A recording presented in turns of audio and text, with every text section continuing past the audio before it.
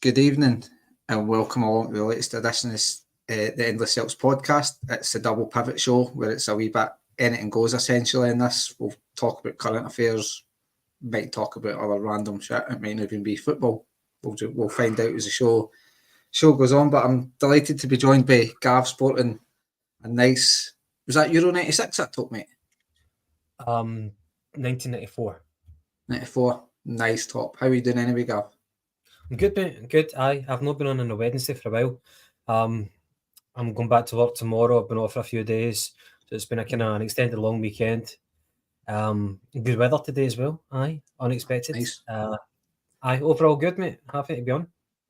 Good stuff. And how's yourself, Stephen, down there in your big chair? I don't know, it's nice, isn't it? Yeah, I'm fine. Had a tough day at work. I was saying the Gab before we come on, I missed all the whole Alameda stuff because I was out cold sleeping and I woke up to it, which was, I'm sure we'll come on to it. I was going to say it was a nice surprise, but fuck me, it's the worst kept secret in the world. Apart from that, I had a few chicken Kievs for my dinner, and I watched a couple of editions of Dynamo on YouTube. He can definitely make things disappear. So it was a brilliant watch looking at that. But yeah, I'm feeling good. Looking forward to a wee double pivot with yourself and Gav. And yeah, a wee subtle hint by Gav there. He's starting work tomorrow. Let's make this a 40-minute podcast. I'll see what I can do. And welcome to folk in the comments. We've got 420 somewhere. Thomas Burns, Monty, plunges in. Just bring your comments in. There will be a wee bit later on where we'll try and come to you to ask any questions. Again, could be anything. But I'm going to bring back a wee feature. I think it was Gav that started it when he kind of joined the podcast and stuff, where it was just to try and get to know folk. And I didn't think he's had the opportunity to actually do the sort of a quick fire. Now, Gav, I couldn't actually find some of the original ones. And I mean, I looked for about 10 minutes. I didn't exactly extensively look at podcasts. So I kind of made up my own quick fire for you. So we'll start for the start. Just that's very thoughtful. Quick fire. Very thoughtful, funny. A wee quick fire for yourself, Gav. So earliest Celtic memory. I'd probably have to say that the first vivid Celtic memory was the Coca-Cola Cup final defeat against Wraith Rovers, which actually took place at Ibrox, and that was also my biggest heartbreak. Just in case that may be a question you ask later on. I think Gordon Dalziel scored for that for Wraith Rovers. It was horrible. Paul McStay missed a penalty. Sad times. First Celtic game. That might actually be the same answer.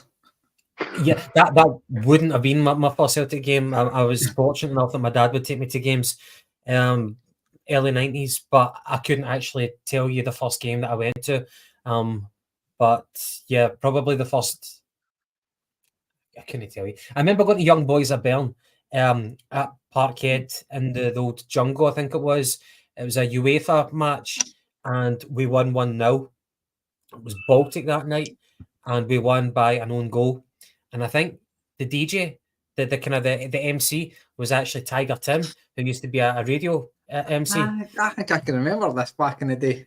But I think he made a joke about Rangers getting beat. At halftime, they gave a score update about how Rangers were doing in Europe, and he didn't mince his words, and I don't think it endeared him to the Celtic board, and I think he got fired following that. I'm sure he was like the music guy for a wee while. That Tiger Tim, that reminds me.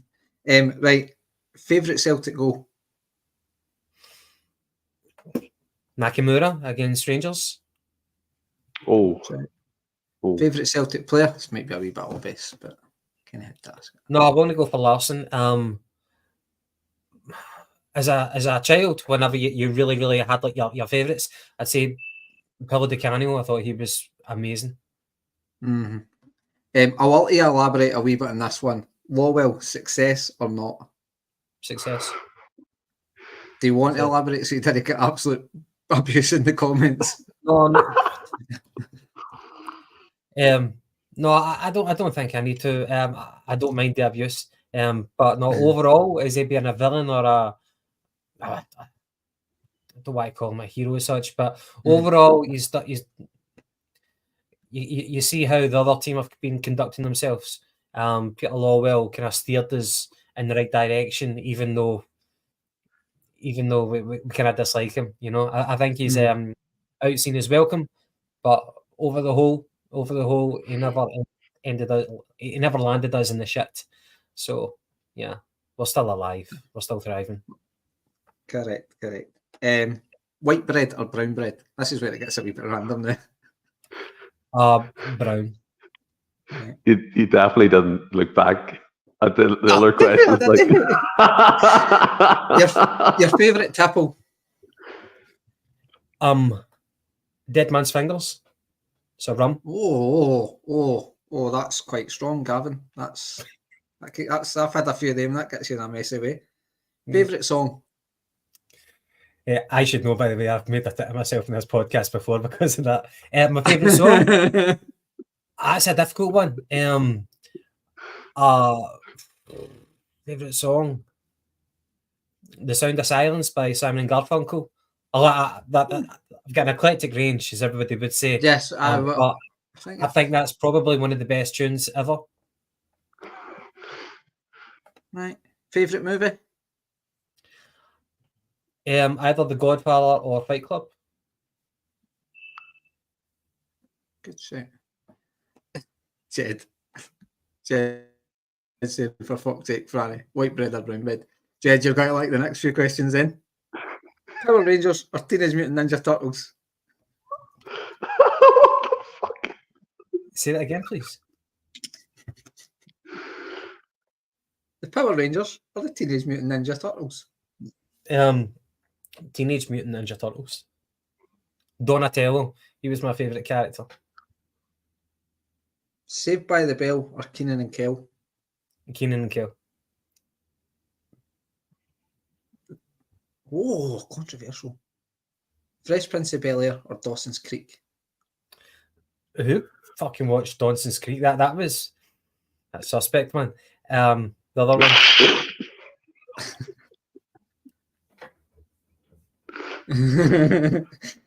I'm just doing this for a laugh. This one, Gav. Friends or The Big Bang for you?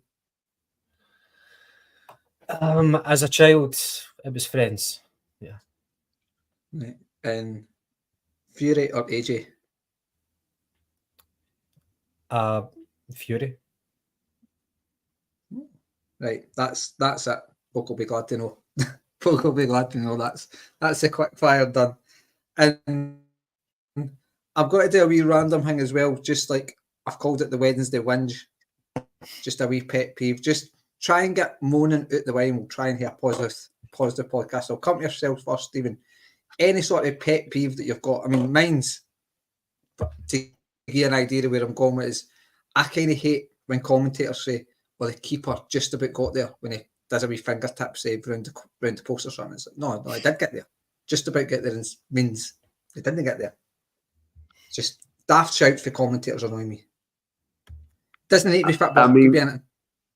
If we're going football and Celtic related, I would say my biggest pet peeve would be people who say we were competitive in Europe but picked up fuck all points, which means we literally did nothing. In my personal life, I did think about this with Disney Channel. It could be both if you want, Paul. I did think about this a wee bit today on my lunch break. Pet peeves can be a lot of things, but recently when I leave work, I'm stuck in a lot of traffic and it pisses me off. And what annoys me the most is when you're on your fucking lane, right? And some other arsehole is trying to get in because he messed up or she messed up and they're panicking, they need to get in your lane and they're looking at you across, being like, you won't let me in. You're like, do one. So people who try and cut you up in traffic would be one of my biggest pet peeves, and then don't give you a wee signal to say thanks. I just think that's pure ignorance, and it really annoys me, and I get frustrated. So if I'm thinking about that more recently, it's been stuck in traffic and absolutely gone off my nut. So there you go. What about yourself, Gav? Any pet peeves? For football, I hate just anything. I don't like footballers and by extension celebrities who think that because of their status that they should speak about things that they're not talented in.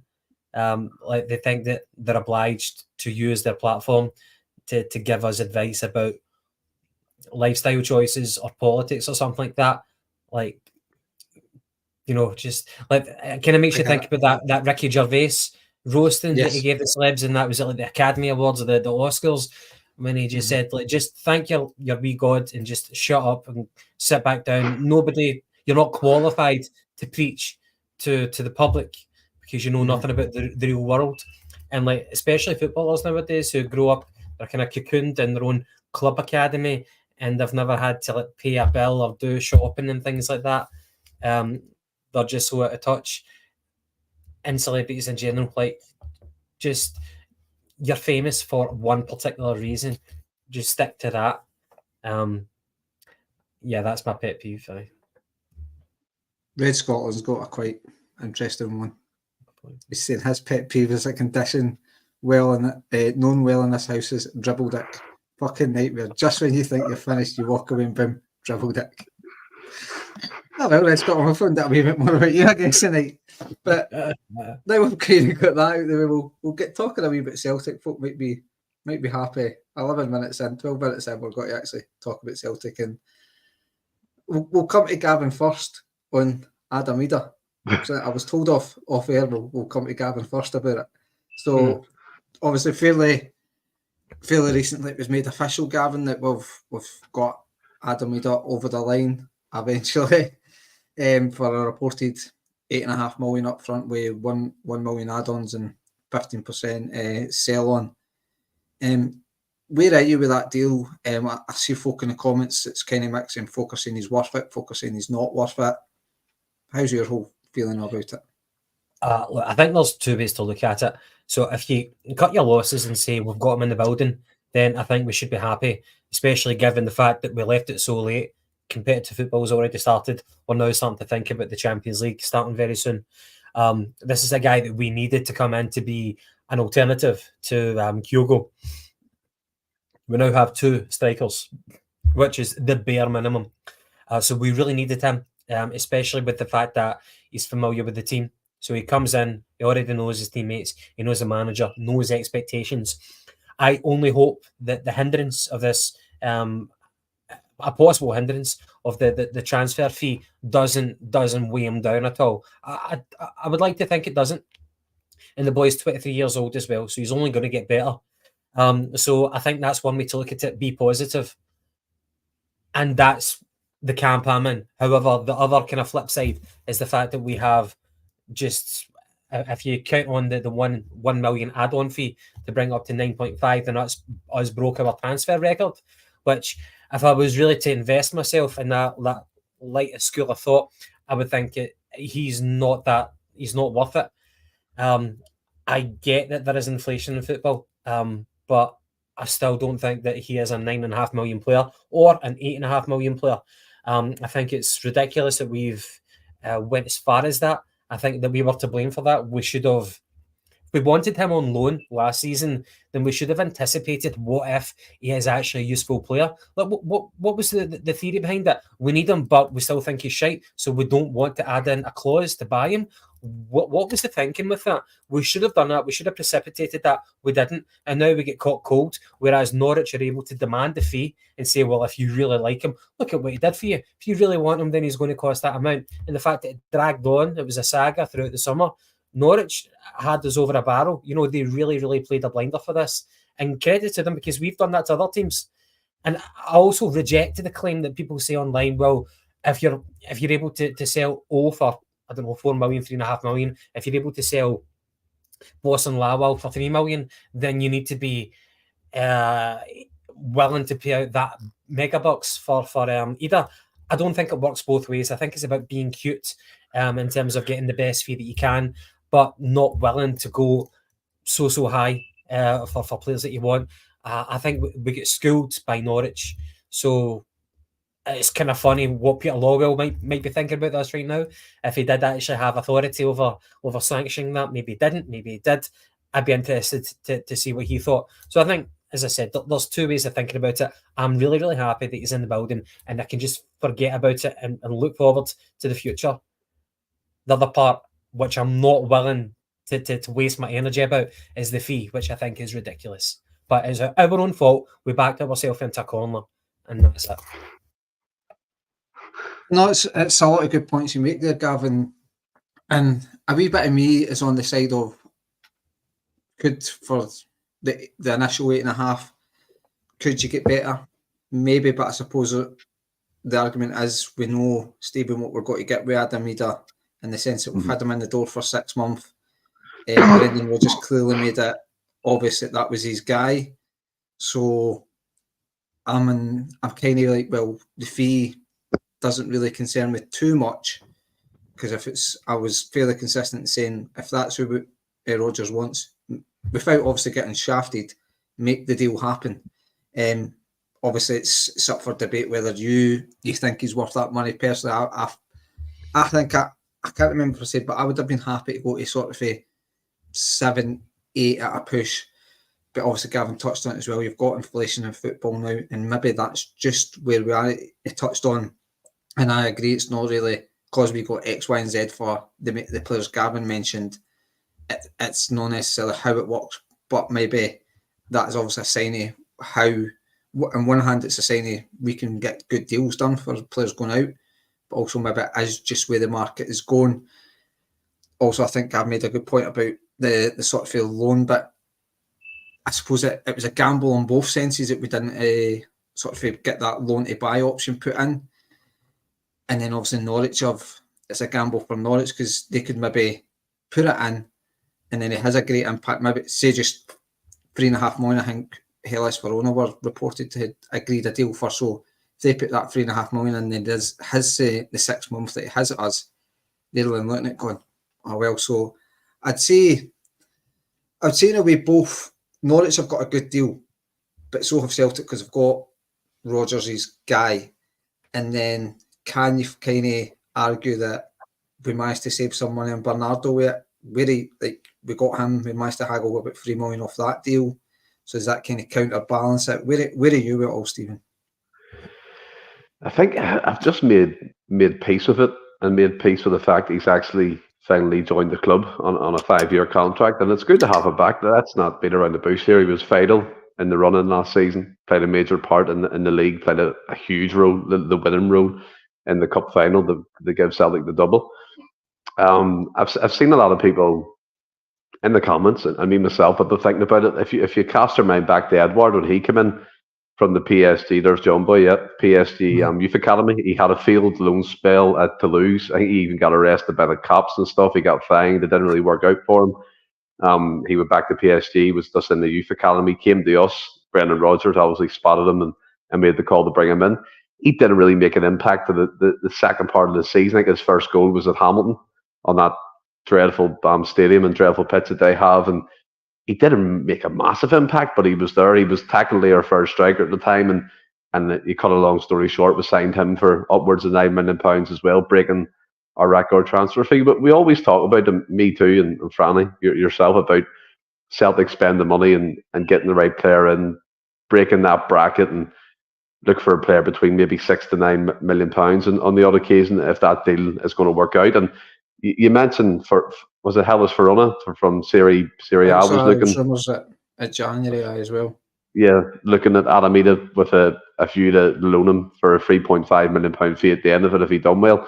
I think that was near the start of the window when talks broke down, and then Celtic panicked in the last couple of days and made the call just to get him in on a straight up loan. I don't even think they wanted to negotiate to get an option to bet at that time. They just needed a striker in the door. Obviously, we were lacking options, but the fee is inflated. And you look at the English market recently, Solanke went to Spurs for 60 odd million quid. Would you say he's a £60 million player? I wouldn't. And the fees down there for average players is incredible, even in the Championship. And there's a couple of players Bristol City have even signed for upwards of 13 to 14 million pounds in previous windows. So we all know the market is inflated down there. And I think Gav is right to point out, Norwich has kind of schooled our recruitment team in the process of the negotiation. We've tried to lowball them with a £4 million bid near the start of the window, thinking, rubbing our hands, Idah will be up the road, and they've kind of stood their ground. The new manager came in around about that time and said he wanted to keep an eye on him, see how he done in pre-season. Things developed from there, and Adam Idah obviously made the call to not make a flight for their pre-season camp. And look, that's totally on him. He obviously wanted to play for Celtic in the end. And I think when I look back at the weekend game against Hibs, I think the straw that broke the camel's back for Rodgers would have been when Kyogo went down and was holding his shoulder. I think he's probably just cracked up at the end of that game and went, look, just get out of me then. Pay the fee. We'll get him in. We'll get him going with the squad again. And £8.5 million for the initial fee up front is mad, to be fair. But at the end of the day, we needed the second striker in. There was no other names linked. And we spoke about it for weeks on here. If the move is stalled, if it hasn't went anywhere, move on to other targets. But it seems like Celtic didn't have any other targets. And Rodgers, by all accounts, wanted Adam Idah in the door. And he's got his man. And I think we need to be happy about that. I think, for me anyway, paying the fee is a good thing. And hopefully, going forward, and I'm sure you know, Franny, there's been a few rumours today. I don't know if you're going to touch on it, about certain midfielders from about certain midfielders from Germany who are 20 years old, who fit a profile, and the club want £9 million. I think it's Augsburg in the Bundesliga want upwards of £9 million. And if it changes the shift and dynamic and the market we're looking in, or even the player quality, then I'm all for it. Do you know what I mean? We've broke the waters now with the Alameda transfer. Let's see if we can maybe get 2 or 3 more in of similar transfer fees, and we'll see where that goes. Nah, see, that's where I'm about, Steve. I would like us to kind of go and do that, is try and get 3 or 4 guys in the key positions with that similar sort of investment. Obviously, the likelihood is we'll not necessarily know these players and stuff like that, but I suppose if you're making that level of investment, it's showing a bit of intent that you're trying to go to that next bracket. It's not so much necessarily a project player, or you maybe don't need to do as much work to get them to the level where you want to be. The folk will maybe argue, we're spending this money and O'Reilly's looking likely going out the door. I know Southampton have pulled out the deal for that, but there's similar rumours going about that Atalanta have already agreed personal terms with him. It's just a matter of thrashing out a deal with Celtic. So, and then obviously off the back of that, it's Anthony Joseph. I think there was another reporter. I don't know if he was based in Germany or he's a Belgian one guy. But also Anthony Joseph has said Celtic are looking at what was the boy's name? Is it Eagles or something? Yeah. 2 seconds now, because I actually taken a screenshot of it. But see as well. On the Engels, 20-year-old for Osby's got 50 Bundesliga games.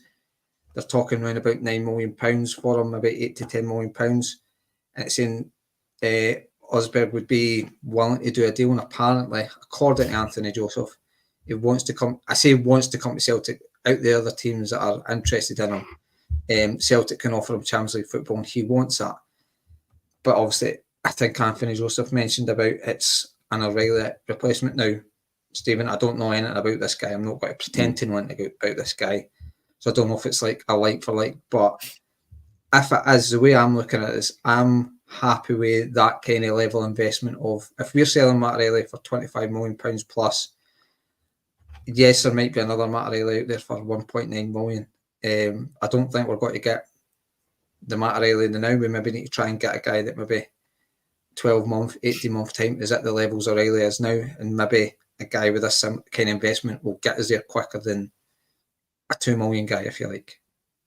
Yeah, I mean, Monty's in the comments already saying Chris Eagles take the piss. You all know I'm crap at pronouncing names, so Engels we'll go with for now. But I think as well, if we rewind back to the Idah transfer just for a moment, if you look at the outgoings, Bosun Lawal went to Stoke for £3 million apparently. O went to Genk for 2.5 initially and up to 4 we add on. So that fee for Idah is basically half paid for. So you look at it from that point of view. I mean, we've covered half the fee. We're really putting X amount of million towards it. But the O'Reilly thing's interesting. Atalanta seem to be the club who are firmly in the race for him. 5 bids now. It's going to be 6 bids before the end of the window. And the personal terms thing I've seen before we come on live here, that he's agreed a contract in 2029 apparently. Obviously subject to the Celtic accepting the transfer fee and getting the replacement. And a guy like Engels and all the reports I've seen today on Twitter from German reporters, from people like Anthony Joseph, from other individuals who do like scouting reports that say this guy is quality. He originally is a centre defensive midfielder, but he can play advanced. He can, thank you, Stephen Kennedy. He can play advanced. I think he had something like 6 goals last season and 5 assists. He can play on the wing. So again, a bit of a utility player, and we know Rodgers likes that kind of player. He can move around positions, can swap with Calmac and things of that nature. So yes, it's encouraging, but we also have to remember why Gav was away looking him up. That we were also in this position last year when we were looking at Fabian Reeder, Scott McTominay, where it was all these mad reports linking us to these players. So when I see more substance behind it, when I see more reports come behind it, I'll fully get on board with it. But the initial signs are encouraging if the dynamic has shifted. And like you said, Franny, and I do agree, we're not going to get a like for Matt O'Reilly. We're not going to get that same quality straight off the bat. So if we can skip the initial development phase from a £2 to £3 million player and get a guy in who's played 50 games in the Bundesliga, been an ever-present for Augsburg, and get him in for €9 to €10 million, wherever the fee may be, I'd be on board with that 100%, because that's the type of quality that we need to replace or eventually replace a player like O'Reilly. And who's to say that's even to replace him? Rodgers could just be wanting him in now to give a wee bit more competition to that midfield. We've lost Quan, we've lost Bosun Lawal, and people like that. So you never know. But the initial signs are exciting. I totally agree with you, Stephen. I don't know where you're at, Gav. I don't know if you know much about the boy, but for me, it's just if he is, Stephen obviously makes a point. We don't know if that would be Matt O'Reilly's replacement. I'm just kind of putting two and two together and getting 5, because Anthony Joseph has said where we'll look to go from if O'Reilly leaves. So, but for me, I'm more looking at it as the level of investment that we're maybe looking to do now. I don't know where you are with it. Yeah, well, in terms of the legitimacy of the transfer rumour, so we saw Anthony Joseph talk about it, and it was also on Sky Sports News that Celtic are definitely interested in the boy. So I don't think that there's smoke without fire with this one. It's probably no coincidence as well, tying in with the rumour that Matt O'Reilly may or may not have agreed personal terms with that Atlanta. So that might just be kind of almost over the edge now in terms of him signing on the dotted line with that. So with the breaking rumour that we're interested in this guy, it could be legitimate. In terms of the actual guy himself, I was watching some YouTube clips of the guy, as you do. That's what we've got to go on these days. And I was looking at a transfer market on Wikipedia.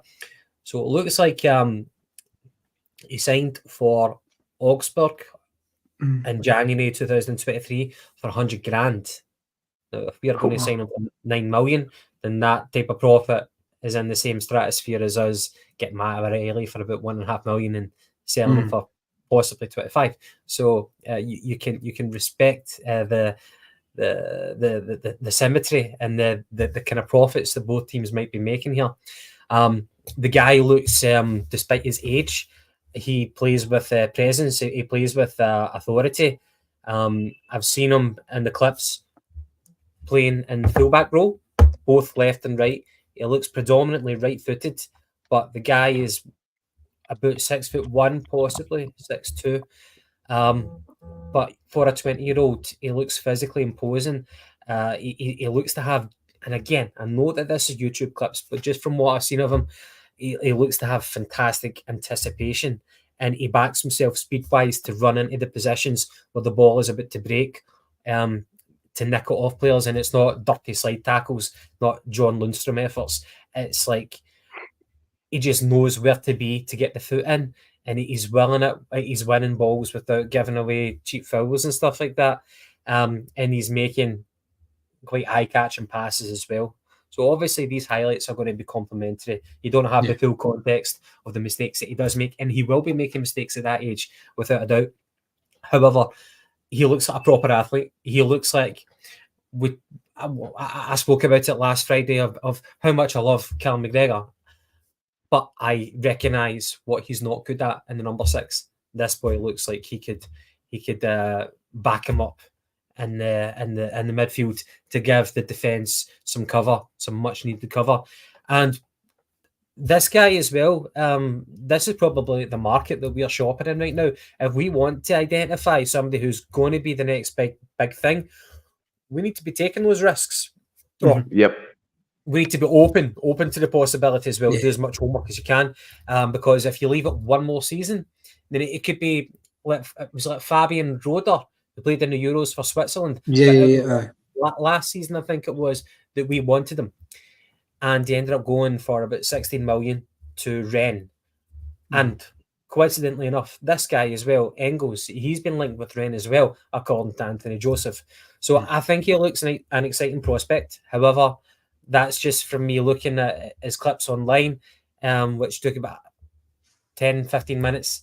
So I would hope that the recruitment board and Brendan Rodgers are putting a lot of thought into this.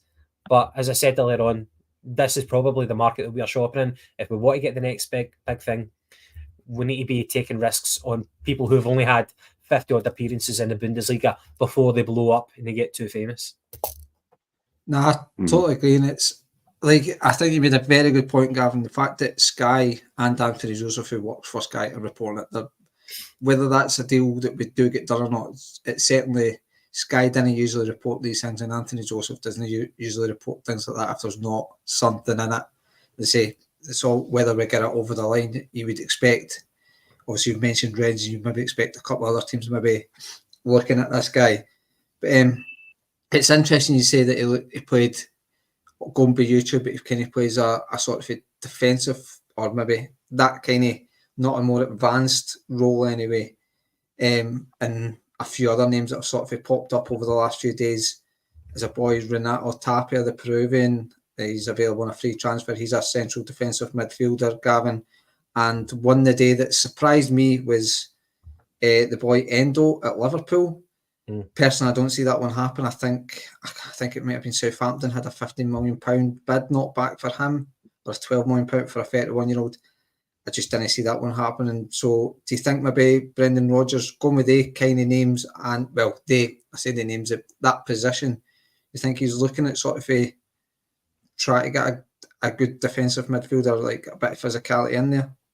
Yeah, I think it's the natural progression of our team to it's not fill that void. We spoke about it again last Friday about the different type of number sixes that you can get. You can get a breaker of play like Kante, or you can get somebody who keeps the passing tempo, which is very, very important in a team, like Pirlo did for AC Milan. Callum McGregor is one who dictates the passing tempo of our team. He's not a destroyer. He's not a breaker up of play. And if we can complement him, then we should be doing that. I think the likes of Endo is probably outside the market. I think it's outside the pool that we have as a club, unfortunately. So he's the captain of Japan. I genuinely think that, seeing as Kyogo can barely kick a ball for Japan these days, I think that the Japanese manager would probably have a seizure if we were to obtain his captain. I don't know what his reaction would be. He'd probably drop him. But I think Endo is, I've not watched a lot of him, but what I have seen of him, he looks to be a very handy player. He's very, very dynamic as well. I think it'd be great to get him in, even if it was a loan.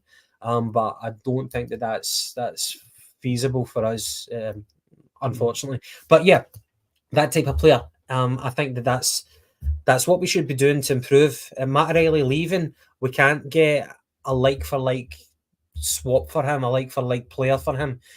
However, the way that you deal with it whenever you lose such an important player is you, in my opinion, you bring in different options. So if we can bring in a different option like a destroyer, somebody who can nick the ball and start, pushing us on, then that's a new thing to add to our bow. And if it means Callum McGregor possibly playing in a different type of role in the midfield, then so be it. Competition is very, very healthy, and I'm happy with that now. I know. I think that's great. Like, competition is key, Stephen. If we want to be competing at the big table of the Champions League, we need competition in the positions. but just the names as well. Are you happy that it looks like we maybe be targeting the sort of a defensive sort of a midfield role as well? Obviously, you're probably similar to us, will not know much about. Endo you might know a bit about, but I think the other two guys, if we're honest, will probably not know much about them. In terms of Tapia, I don't really know much about him, but I've heard reports that he's staying in the Liga, and that was just a lot of shite that was posted, and I think it was yesterday. That was put around Twitter. But in terms of Endo, I'm going to disagree with you two. I don't think that's impossible. From what I've seen, he's not in Arne Slot's plans. I'm only basing. Sorry, Stephen. I'm only basing on that. I think, as I say, I think Southampton had a £50 million bid, not back. And at 31, I don't think we're spending £15 million on a 20-year-old never made a 31-year-old. Yeah, no, I get that, but I don't think we'll be trying for a transfer fee. I literally think this would be a straight-up loan with no option to buy just for the season, and that would be something I'd be happy with. A player like Endo, he featured heavily for Stuttgart, and he got his move to Liverpool. He was featuring last season under Jurgen Klopp. He was actually probably starting some of the games towards the end of the season as well. So, and Gav's right, that targeting that defensive midfield area is something we've been crying out for years, and like that's no slight in Callum McGregor. In fact, I think it's a compliment to him because he does so much things on the pitch for us in a positive way that we're looking to someone to help him out defensively, and maybe that means pushing him up one where he thrived under Rodgers the first time, that kind of hybrid number 8 role where he was box to box, breaking the lines and getting more goals. Look at the goal he scored against Hibs; it was an absolute belter.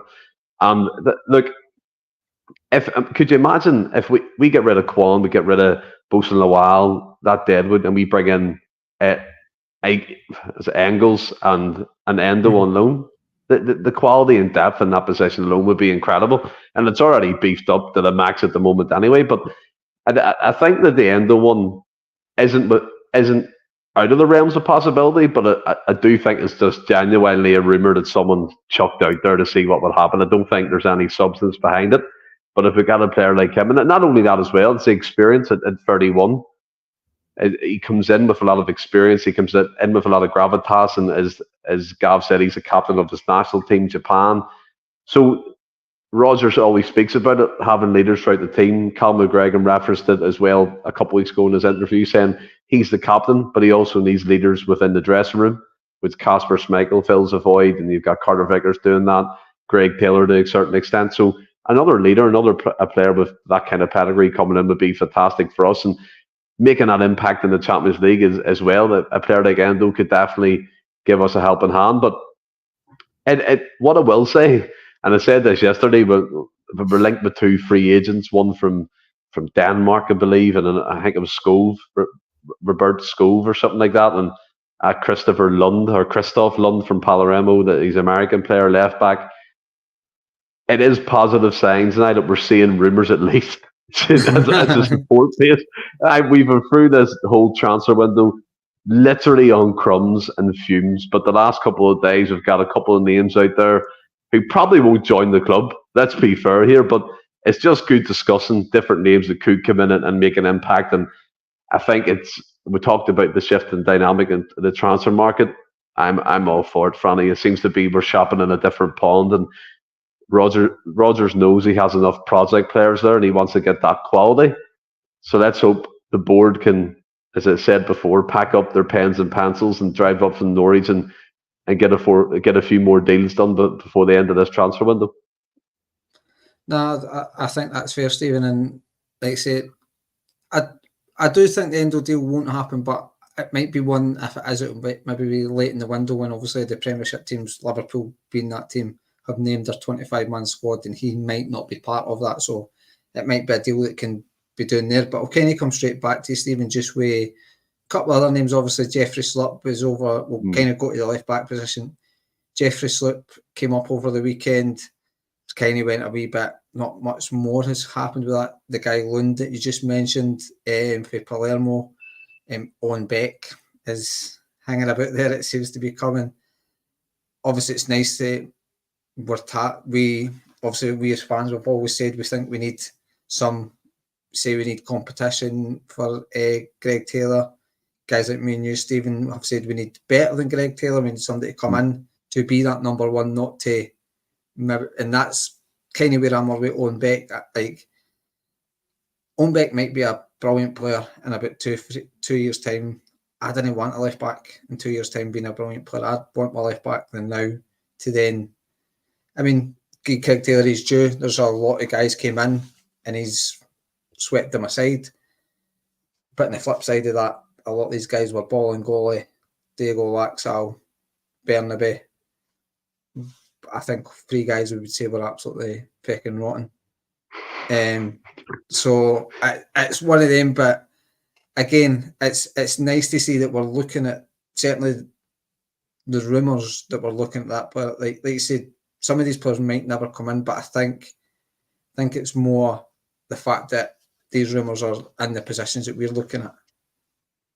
Yeah, and what I find quite interesting is the non-committal response that Greg Taylor gave about his contract extension. I think there is a move there. I think this might be his last season by his own choice with Celtic, and we know Roger said recently he wants to keep him and things like that, but it was just interesting. He was very non-committal, which probably leads to the Rodgers trying to beef up that left-back position, which rightly so, by the way. We've had bad luck with left-backs, bar Greg Taylor the last couple of years. And look, I think for me, Owen Beck, some people say if you say Owen Beck's name that little James appears and tells him to fuck off. I just don't understand that rumour at all. I mean, Yang tortured him in the Dundee game, and he came back for his second spell to Dundee and was just injury hit, and he had to go back to Liverpool. And I think they're wanting £3 million for him, but again, Owen Beck for me is a no. Jeffrey Slupp, again, will they come in and take that spot off Greg Taylor? I don't believe so. I think if Slupp comes in, I think it'll be a squad filler. I think he's a good utility player. I think that's what he's been mainly used as for Crystal Palace. I know they've got Dimitri Mitchell, I think, their left back. So again, Rodgers knows him.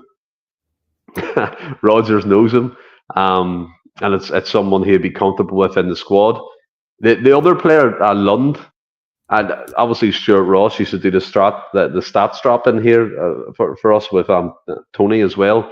He done a scouting report a few months ago, kind of referencing Christoph Lund from Palermo, saying he'd be the exciting choice at left back. His outputs and inputs for defensive and attacking have good numbers, albeit in Serie B. But yeah, it's someone I would be on board with. He's a good physical profile. I think he's nearly 6 foot, over 6 foot, going by his transfer market and Wikipedia. 23 years old, 3 international caps for the American team, and he knows obviously Carter Vickers from his time there as well. So that would be the one I would go for. Lund, I would get him in. Again, these are rumours, Franny. We're choking on the fumes here, but yeah, Lund to me would be the one who I'd be more excited by. And that's my own personal preference. Owen Beck, I just think again we've seen him in the SPFL. Dundee, by the way, Tony Docherty's done a fantastic job with Dundee. And that some of the players he's brought up on a shoestring budget has been amazing for them. But Owen Beck as a non-starter for me would be extremely disappointed if we got him in. No imagination there whatsoever. And I think John Boy again, Josh Doig. Josh Doig is a player. Yeah, 100%. Dale and Lennon Miller, great shout for the midfield options, but it doesn't look like we're linked with him. Obviously, Endo and stuff like we spoke about there, but he would be a great shout. 17, 18, his ceiling, his potential sky high. But Josh Doig for me would be that would be it for me. If we get him in, he would definitely take the shirt off Greg Taylor. But there's never any positive links to him, so we can park that one. But Lund, Franny, I would go with him for now. Sound. Where are you with the left back? You... Thanks for that. I went on a full on like a nice wee tangent, and you're like, sound. I fuck off, dick. Where are you with the left back? Are you looking for maybe your own back type where it maybe you can build him into that left back slot in 12, 18 months time, or do you want somebody to come in and take Greg Taylor's spot the now, if you like? I know Brown Warrior mentioned the boy. Is it Merlin or something? I think is it Bromby or I think Rosenborg. Rosenborg guy. Were we not linked with Merlin years ago? I think so. After he played against us, I think he still plays for his international team. I think he's still in his 20s, but I don't know. I think that I've not kept tabs on the boy. The other thing that I'm aware of is that he's not at all left back, and I just think that we've got it into our heads that we're sick of signing short arses for fullback. So I don't know. Melling could be really, really good. He might have developed his game. I don't know. But if he's still playing for Rosenborg, then I don't know. Who knows? I don't know much about the rumours for left back. I genuinely had to Google clips of Owen Beck. I know it seems like everybody talks about him. He's like a kind of household name, but not in a good way. I guess there's question marks. Why did Liverpool buy him if there was no potential? Like, don't get me wrong. Sometimes English clubs make poor moves, and they spot talent where there really isn't. So maybe he's a busted flush. I don't know. The one thing that I find quite interesting, for lack of a better word, is our inability to secure a new contract for Greg Taylor. Now, Brendan pulled a bit of a gangster move in the middle of last season. He actually said, right, I'll win this league with one left back, get rid of Birmingham because he's that bad. He's probably a bit of a curse. Get rid of him, send him to South America, and we'll do it without our backup. And if we lose Greg Taylor, then fuck it. I'll play in that position. I don't know what he said, but it looked like I don't know, but a genius move. Arrogance to the extreme. I don't know what. But the fact that we've been hobbling along with Greg Taylor as the left back, and we've not made a proper effort yet to address this. This was, apart from goalkeeper, this was a massive position that you would have said at the end of last season that we had to address. Now, here we are in the middle of August, and we still don't know. There's not been any proper links yet. Why have we not secured Greg Taylor down on a new contract? Because I think if we're going to bring in someone, whether it be better than Greg Taylor or just for mere competition, at least you need Greg Taylor, because I think going forward, he's a useful player. Going back, defending, no, he does get found out, especially going up a level in Europe.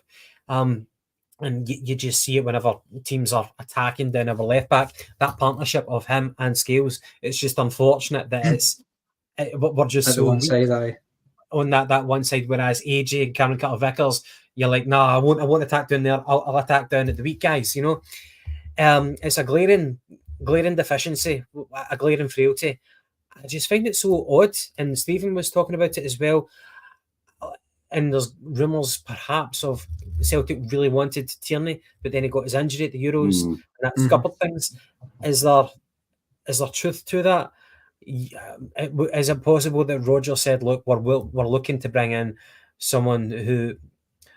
Is it possible that Roger said to Greg Taylor, look, we're going to spend good money in a left back, and you might not be a first choice. What do you want to do? But I don't think he would do that. I don't think that's good management.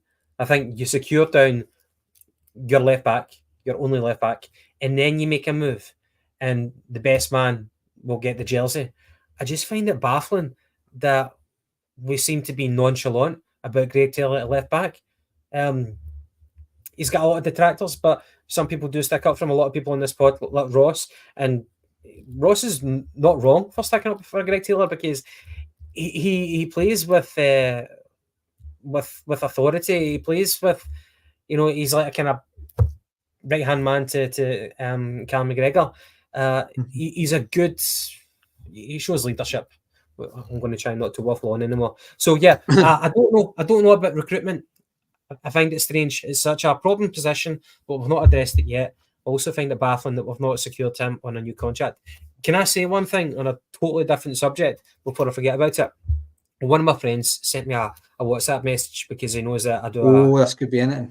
A podcast for Celtic. No, it's just there was a boy in Renfrew who passed away, a young boy. So it was on Sunday. We asked all fellow Celtic supporters attending the game to join us in a minute applause for our late friend Joe McConville, who sadly passed away over the weekend. Joe was a massive Celtic fan, travelling home and away. So if you can share and spread the word to join us in the 21st minute of the game for an applause celebrating Joe. I know that sometimes, like, unfortunately, things like this happen and applause might break out in the stadium, and people who don't know will be like, why are people clapping? So I guess it's just a kind of spreading the word. You'll probably, without insulting anybody, you might forget that I've just said this, and you might be reminded at the game and say, oh, that reminds me. So just in case you're at the game, if people start bursting into applause, why not join them? It's nothing bad. It's just celebrating someone who unfortunately passed away at a very young age. So that was me. I just wanted to kind of shout that out. I think there's been a concerted effort on Twitter to kind of pass that around as well. So you might have already heard that message. But anyway, back to left back. Not going to repeat myself. It's a problem position. We need to address it. We also need to secure Greg Taylor down on a new deal. Nah, I totally agree with the Greg Taylor one. I think it is. Maybe Greg Taylor is looking at, because the rumours of Tierney and all this, that he's went, well, I don't really want to play second fiddle. But I really think we should really be looking at that. You're getting a bit of, there's a lot of folk obviously mentioning the guy Joe in the comments as well, Gavin. That was very nice words there. But as for incomings, that's kind of where I'm on with the rumour, Stephen and Gavin. Obviously, I would argue we need a centre half. The boy O'Shea for Burnley, his name still kind of lingers, but I didn't see anything really concrete for anything runway to try and even runway for centre half. So kind of move on to sort of outgoings. Obviously, Boston Lowell went out just yesterday, I think, officially. But I'm more, the way I'm looking at this and players going out, Stephen, is who for you, ideally, would you try and get out, still get out in this window? It's now giving Gav a longer time to think about this. You've done me up. I was going out there. What was the question? It's more, we're going to look at outgoings, but not necessarily talk about guys like Lowell and things that I've recently left. Just more with the current squad off the top of your head. Who would you get? In an ideal world, who would you try and get out? Hold on a wee second, right? So I spoke last. You just responded to me going sound. When I go to speak again, Gavin said he zoned out. What the fuck is going on in this podcast? it's insane. That's fine. I mean, for me, if I'm anyway, looking at it, if we're talking, shut up. If we're talking ideally, I know some of these people might not be easily shifted on due to their position and importance to the team, but I would ideally ship out the likes of Ralston, Kobayashi, Stephen Welsh, Adam Montgomery. Who was the other one in that comment there? Mickey Johnson. Oh my God, definitely Mickey Johnson. Looking at the midfield area, you've got Daniel Kelly. He's away. He's going to Millwall, so that's one chalked off the list. Up top, who we're looking up top? We need other strikers, so you can't really think anyone there. The wings, maybe Yang on loan. Get rid of Palma. I would take what I can for Palma. There's still a lot of deadwood now. The rumours about James McCarthy, that hasn't been confirmed by the club. Has he been let go? Has he been terminated? I don't know, but obviously he would be high on the list. Definitely top of that list. Yeah, there's still maybe 7 or 8 players you would reasonably say that could be moved on for nominal transfer fees or even terminated.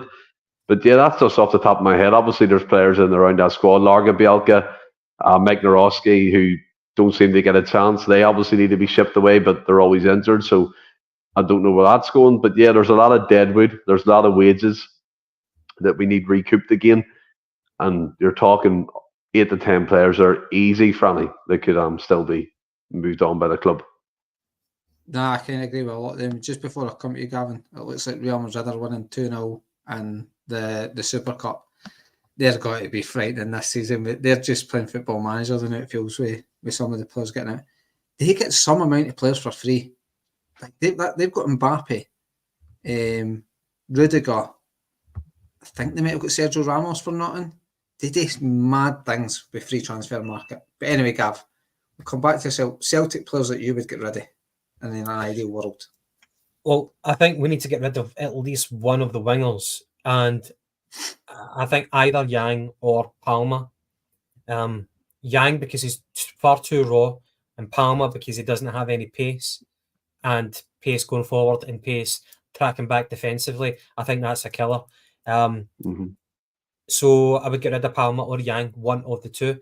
Both of them have got their own kind of unique qualities, but I don't think it's good enough to be an out-and-out Celtic player. So they're always going to be in the fridges. They're never good enough. I don't think they're good enough at this stage, or in my cynical opinion, in the future, to take one of the jerseys. So one of the two. Centre back, Stephen said Kobayashi. For me, that's a given. I actually forgot about him until Stephen mentioned him. So Kobayashi needs to get to fuck. On top of that, either Nawrocki or Lagerbielke. Unless Lagerbielke bulks up and like gets crazy, then he needs to go. He looks too soft for Scottish football. I heard that he knocked back a move to go back to his native country. So I think, so I don't know if it's at a point of pride that he left his country and he wants to prove himself. So maybe he wants to go to some European club instead. He doesn't want to go back to Scandinavia. I can understand that. I can respect that. However, I think Brendan Rodgers has made his mind up that he's not going to be a Celtic player. So I think he needs to go. But if he doesn't go, then maybe we need to look at Rocky going. Stephen Welsh, he's mid-20s now, 24, 25. Unfortunately, he gets injured a lot. So I think he needs to go as well. I've got no hate for the boy at all. I think he gives us all for Celtic. But I just don't think it's meant to work out for him at Celtic, unfortunately. And I think he should have went a couple of seasons ago. But unfortunately, I believe that we've been hampering him. We've been keeping him around and kind of preventing him from moving on as well. And Stephen said, Mikey Johnson. Yeah. I loved James's phrase, little James. He said he must be on his 10th pint in the last chance saloon. I think that sums it up very well. I'll copyright that for James. I like that phrase. But I think it sums it up really, really well. He needs to go. And he was ripping it up for West Brom, but then he gets, I don't know, he get poked in the eye or something like that in the last game, and he had to go off injured. It just sums up every time he dons the hoops. Just something always goes wrong, and you're always reminded of that we Neil Lennon clip, get to fuck. so brutal, but it's like he says what we're not willing to say. Like he must be a really likable person, but as a footballer for Celtic, it's not meant to be. So yeah, that's the names that I would concur with. I can't argue with many of them. Like the Mikey Johnson one, I've got the fear that this injury is worse than me maybe think it is, and that could scupper him leaving in this window or something. He might just be injured and we're stuck with him again. Ralston I would probably keep because I think. Yeah, that's why I said that some of these players might not move on, obviously, but yeah. I agree with what Gavin's saying with Welsh. I think for the sake of his career, he needs to move on, but I would argue that for Lagerbielke as well. Even Kobayashi, these guys need to go on to help their career and things like that.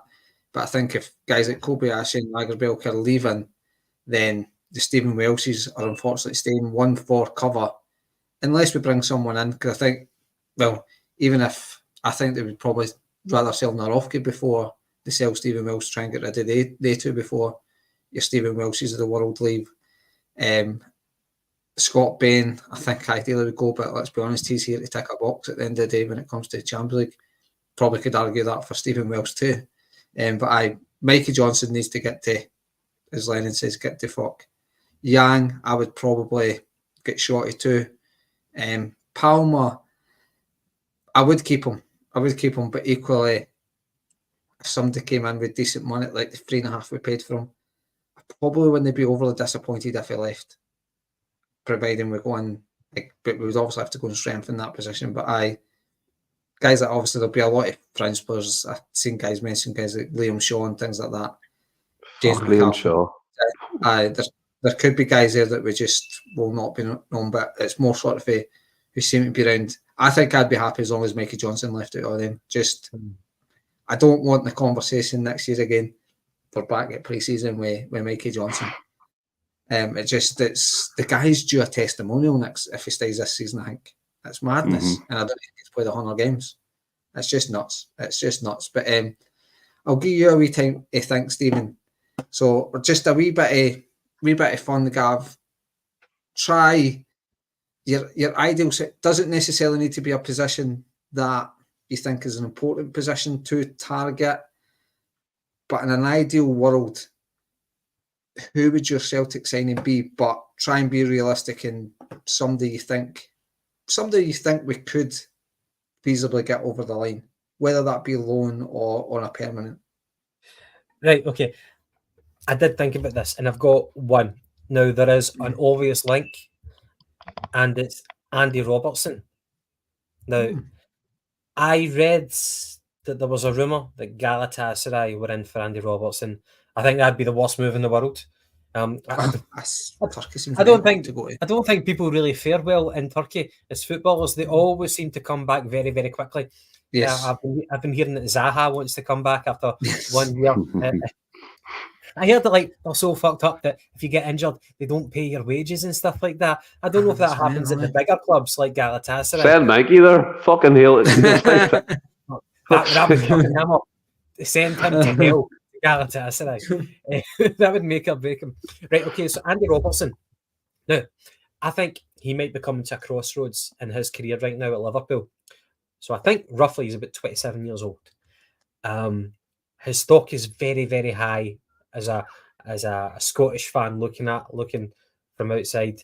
But I think Liverpool are going to go back to Liverpool in the 90s and be shite again. I think that the Jurgen Klopp thing has passed. Mo Salah is now in his 30s. Van Dijk is dithering on signing a new contract. Sadio Mane is gone, long gone. And the attempted rebuild that Klopp made before he left, the likes of Luis Diaz and whoever, Darwin Núñez, don't think it's going to work out. I think Liverpool are going to slink back to what they were for the mediocrity that they had in the 90s for such a big, fantastic club. They're going to go back. And I think it could be another 10 years before they get to the top. So I think Andy Robertson has always said that that's no secret. He's always wanted to play for Celtic.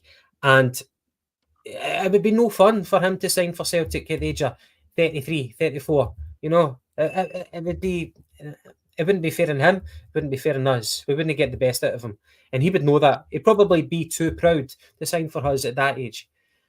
But he's a Celtic diehard, just as much as Kieran Tierney. But he's far more reliable than Kieran Tierney. Different type of player at left back. But I don't think it's crazy. I think he's made all the money in the world that he needs to. He's won a Champions League. He's won the EPL. Nobody can take that away from him. And as I said, I don't think he's ever going to emulate that again. He'll probably realise that signing for Celtic, he won't have to run anywhere near as much as what he had to under Jurgen Klopp. It won't be as intense as that heavy metal football. I think if Andy Robertson was being sentimental, it could actually work if his contract at Liverpool was drawing to a close. That's the only financial kind of factor that needs to be aligned, for that to happen. But I think it could be possible. That's my out of box one. It's very interesting. It's definitely a level up for, no disrespect to Greg Taylor, but it's certainly a level up. And boy, Ross Evans has come in and said he's on $100,000 a week. We know that it's, as I say, we're not saying pay him like for like. Gavin kind of made the case for it and why he would maybe look at him. Now, Stephen, I'll give you a wee bit more time. The guy that kind of I thought of, and it was more looking at maybe as a potential Matt O'Reilly replacement, was Lo Celso at Spurs. He's kind of out the picture a wee bit at Spurs. It doesn't look like he's fancied. Again, he's probably on a decent bit of bit of wage, you might have to pay a wee bit of money. I don't think it would be stupid money. I think you could maybe get him round about you might need to break your transfer record. I think you would maybe need to pay maybe 9 to 10 million, maybe up to 11 million for the guy. But it's a guy that plays fairly regularly for Argentina every time they've got an international. You may be able to strike a deal with Postecoglou being at Spurs. I don't know, but that was my one, Stephen. Who have you came up with? See, I found this not difficult but challenging, right? Because when you started thinking outside the likes of a Scottish player because of a link to the league or a link to the club, you're looking at fucking fees that are astronomical and things of that nature, and we're trying to keep it within the realms of possibility. The funny thing is, I might get shot down for this, but I've always thought Kieran Tierney was miles better than Andy Robertson. Andy Robertson... I think it was. You what, sorry? I think it is, Aye. Andy Robertson as a footballer, bar maybe for a year or a year and a half when he had that kind of pomp at Liverpool, has never really impressed me. And like, again, I might get shot down, but he's never really impressed me. You should get shot down for that comment.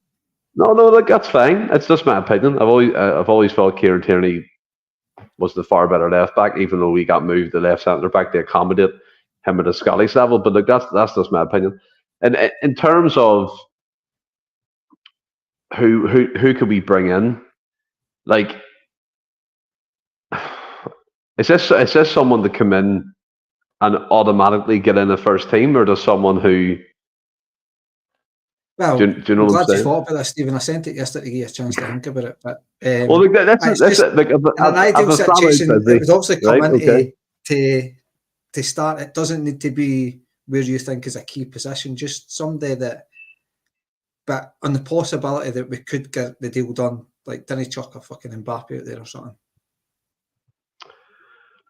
Fuck. See, it's a bit nuts because I feel like I'm put on the spot here. I haven't really given a lot of thought because, as I said, I've been manic. But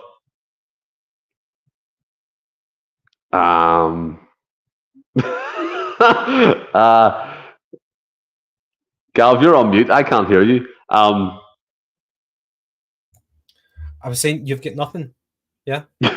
I'm trying to rack my brains here. Stephen wants Celtic to sign folk, but he's I know. Boom. Oscar Bob. There we go. He's just fucking snapped a bone in his leg or something. Yeah. That's why he came into my mind, because I've seen that post before it came on. But he's a good player. And see, if I'm honest, if we're looking at players we could have had, and look, maybe not to make an instant impact in the team, but the likes of Lewis Ferguson, I think we missed the boat on. He got voted the best player and our best midfielder in Serie A with Bologna. As I said, Josh Dodge, Aaron Hickey. We need to sometimes look at home as well. I think we miss out on a terrible lot of talent because maybe we're too snobbish or the fans might react different to a player coming from the Scottish League. There's a lot of talent within the leagues who do move on and do great things in football. But yeah, look, you've caught me out there. Didn't really give much thought to that. I just plucked Oscar Bob out of the sky because I've seen him before it came on tonight. But there we go.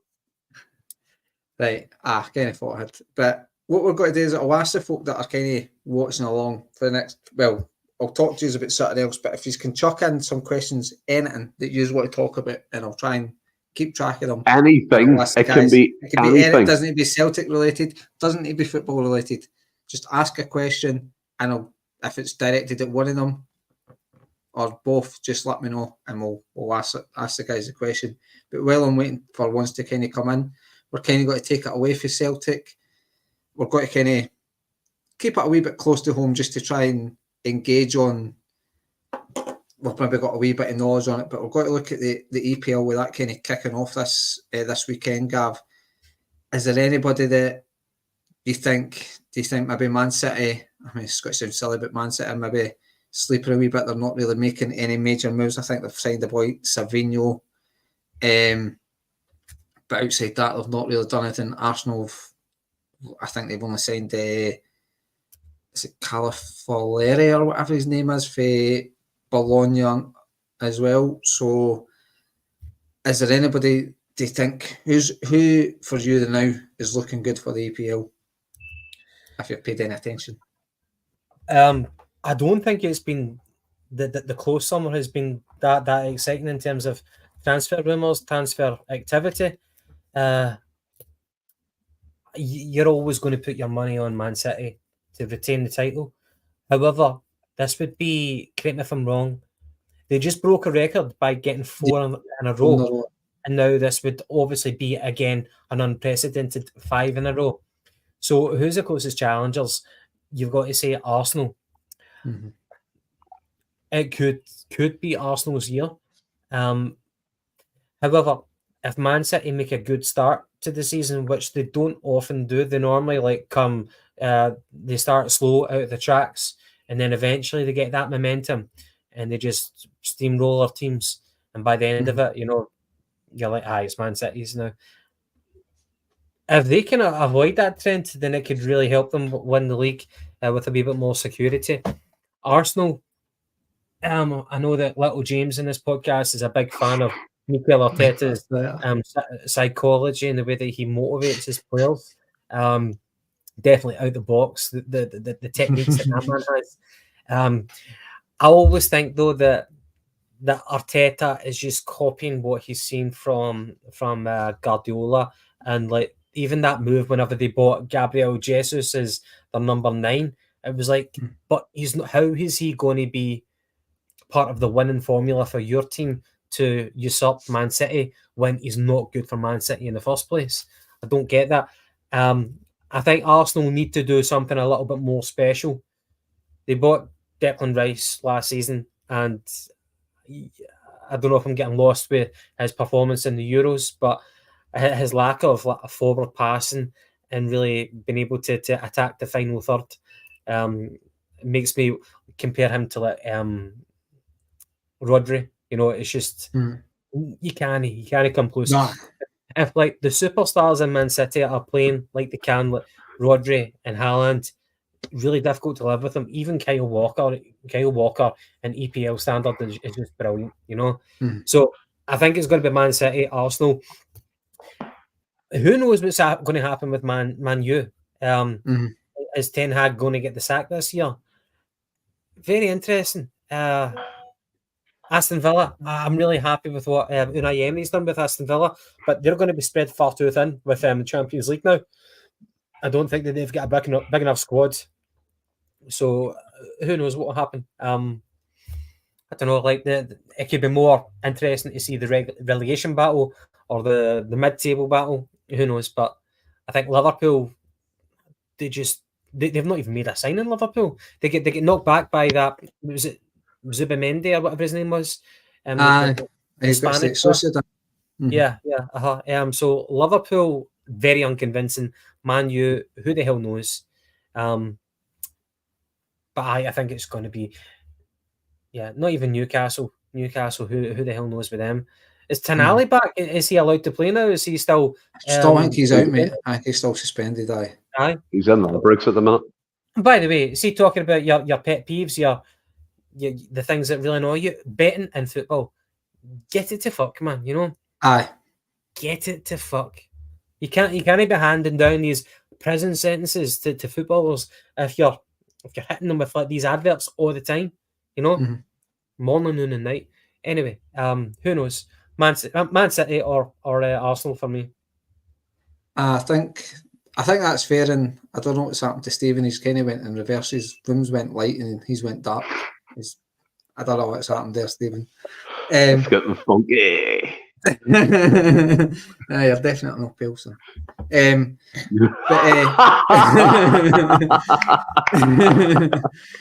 But where are you with the? I mean, Chelsea are just a basket case. I think they spent about 180 million or something, and God knows, half of them I didn't know, and they're still trying to get João Felix in and selling guys like Conor Gallagher. It's just they're just mental. Man United might be a wee surprise package, but might be aided by Liverpool. Like Gam said, don't think they've really signed anybody yet. Certainly not of note anyway. And obviously the new manager. So you just never know. I think the guy at right back is a decent enough player. Matthias de Ligt didn't have the best time at Bayern Munich, but it's a guy Ten Hag knows well. But I think the safe bet is between Man City and Arsenal. But where are you with the EPL? Well, before I answer that question, it's great to see the Celtic Supporters Podcast putting in a wee question. Anyone else got questions? Fire them in. It could, as I said, it could be anything. We'll get them all answered shortly. But the EPL, I think I'm very clear of my feelings on what I feel about the EPL. But as a discussion point, I'm more interested to see how the likes of a Brighton, Aston Villa, these teams do, because obviously we always talk about the recruitment models and the players they bring in and the fees they get for players they sell, like Casado and things of that nature. And Unai Emery's done a fantastic job getting Villa into the Premier League, so there's a wee bit of an underdog story there. But I think for me, the City thing, I think you can't really look past them. You can't really look past them for the league this year. I know they're facing 100 million charges for the FFP. So that'll be interesting to see what happens. I do think they need to be treated how the likes of Everton and Forest were treated. And I think Leicester are on the verge of getting a points deduction as well. And look, if it's bad enough, I do believe that they need to be punished to the highest degree. But just because they're rich and have owners who have influence, it shouldn't protect them from the rules that the UEFA or FIFA are trying to implement. And we all know them organisations are corrupt as well. But the likes of Man United, I thought it was a good decision keeping Ten Hag in charge, even though they interviewed Pochettino and they were talking to managers throughout the summer. They came to their senses. Maybe they didn't attract who they wanted and had to stick with who they had, but I do think he's a good manager. Anthony, people like that he's saying haven't really made the grade, but and these things happen. Signings can be up and down in football. Chelsea, they have signed a whole school full of players. I mean, how are they going to fit about 50 individuals, 100 individuals on a training pitch? I found it quite funny. I listened to TalkSport going to work and back home, and they were asking Maresca about about his feeling towards a big squad, and he was like, "It's okay. We can train in 2 groups, and it's good. We can do different things, and blah blah blah." Where's, and it's where's like, Stephen? Where's Maresca? Spain, I'm guessing. I don't know, but no, that is he's Italian, but is he Italian? I don't know. I don't know. Italian, but he was neither Italian or Spanish with that. But no, but he seems very confident that he can deal with a squad that size and madness. I also seen as well. Don't know if you've seen it. The clip going around Twitter of Vincent Kompany giving some Burnley player an absolute lashing. I was like, whoa. And then he's off managing Bayern Munich. Madness. But the EPL, look, City will win it easily, I think. I think their closest challengers Arsenal. They're running about having pickpockets, steal things off them and doing random shit. I don't know what Arteta's doing, but his mind's gone. But yeah, I think City will win it. Right, well, Stephen, go and sort something out you're like, you're really... I can't, because you know why I can't? Because the same plug outlet I have to use for my charger. So we're going to deal with this for now. All right. Well, we've got a couple of questions in the Celtic Supporters Podcast. So come to your thrill, Gav. Do you think Celtic could win the treble at a canter this year?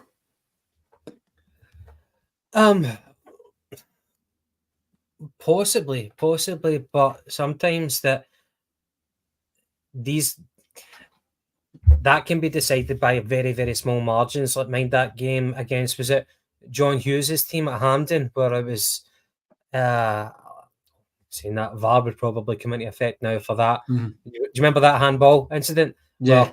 Well, we should have got it should have been Tyler. You know the one I'm talking about. I guess VAR would kind of overrule that now, but there are small margins in football, and sometimes even though you can be the best of the best, in the league, occasionally you might become unstuck in one particular game. If you think of it, the way that we played against Kilmarnock at the start of last season, compare it to how we played against them at the end of the season, it was night and day. Kilmarnock were just a better team on the day whenever they put us out of the Premier Sports Cup.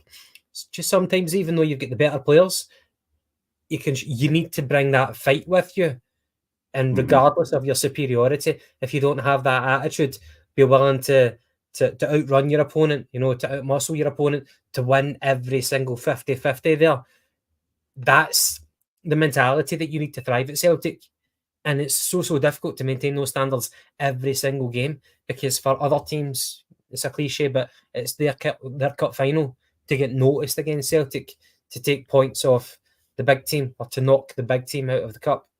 And that's the challenge that we have being our football club, which we're well used to. But a lot of players who've got ability might not thrive at Celtic because they don't have that mentality. So I guess what I'm just trying to say is that it can be these wee innocuous games that you might write off because we're better on paper. But if you don't bring it in every single game, then you can find yourself aiming for a double rather than a treble. So on paper, yes, we should be winning the treble at a canter. But in reality, unfortunately, it doesn't always work like that. No, I agree. I mean, I think we back Rodgers with a level of investment like we were talking about earlier. I think we could win the league at a canter. I think the treble will be well within our grasps. But obviously, Stephen, cup games, one-off games, these teams have got nothing to lose. You just never know. They might catch us on a bad day or whatever, just something. But where are you in that question? To be fair, I kind of agree with what Gav was saying. I think we're in danger of becoming a wee bit complacent, and because the other lot, they're in crisis mode and the banter years are back and everyone's having a laugh, and rightly so, by the way, it's good crack, but I hope we don't take, as a team, the eye off the ball. And I know Rodgers won't let that happen, but there's always that inkling of a wee bit of complacency seeping in if I think the competition's too easy. We think we're going to do it at a canter, like Dale was saying from the CSP. But things like St Johnstone winning a double will happen on the odd occasion. Rare as it may be, it happens in cup football. They're one-off games, and teams like Hearts, Hibs, St Johnstone, Aberdeen give their all in them types of games, especially in the semi-finals and things. So, look, it can happen. I'm confident we'll do it. Yes, I am. Rodgers spoke about losing that domestic trophy, the League Cup. He wants that back in the cabinet, so he's definitely gearing up for Celtic to be challenging for a treble this year, among being better in Europe. But yeah, look, it's an exciting season to look forward to, and hopefully the level of investment keeps continuing to bring these quality signings in certain positions. And I do believe, look, if we get that sorted, then we'll definitely be there or thereabouts with a treble, 100%. I also, again, what Gav said, it's about desire as well. It's about the attitude, the application, the kind of willingness to win at all costs. And Cal McGregor speaks about that. You need to sacrifice and need to be the 24-hour athlete that Roger speaks about. So yeah, look, it's within our reach, it's within our capabilities, but complacency is our biggest threat this year, and I hope we don't become complacent just because of the events across the city. Sound. I am going to fucking get the next. I am going to get the next fucking wee bat. Do it again. Can I ask, Franny, can I ask you a question on the back of what Stephen just said? Stephen just finished off there. He hopes that we don't get complacent on the back of Rangers' failure in qualifying for the Champions League. Mm-hmm. There's a theory that Celtic, not everybody subscribes to this, there's a theory that Celtic get better whenever you have a strong Rangers. Do you think that if Rangers did,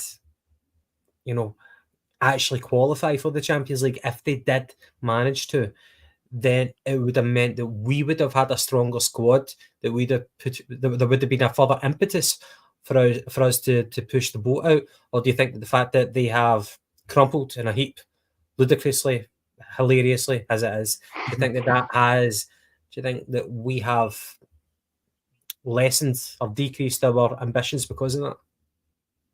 I would hope not, Gavin. I think the next sort of week to 10 days might be a big telling point in that, in the sense that obviously we announced the Idah deal earlier on today. There's obviously the boy from Augsburg that were reported in for if that's something that gets done. But say if we make 3 or 4 sort of signings of that investment, I think the optics of that, as I said in the group chat, it looks good. It looks like we're not concerning ourselves with how Rangers are doing or good or bad, if they're not doing so good, which obviously they're not made the Champions League, but we're not really concerning ourselves with that. We're on our own path. That's what that would show me. If Rangers did qualify, I think there's more guarantees we would do that. I would think, because I think they would spend the money that they got for the Champions League. I think they would try and do it. They've shown it in the past that they'll do everything. They've done everything to stop the 10, essentially. Managed to do it.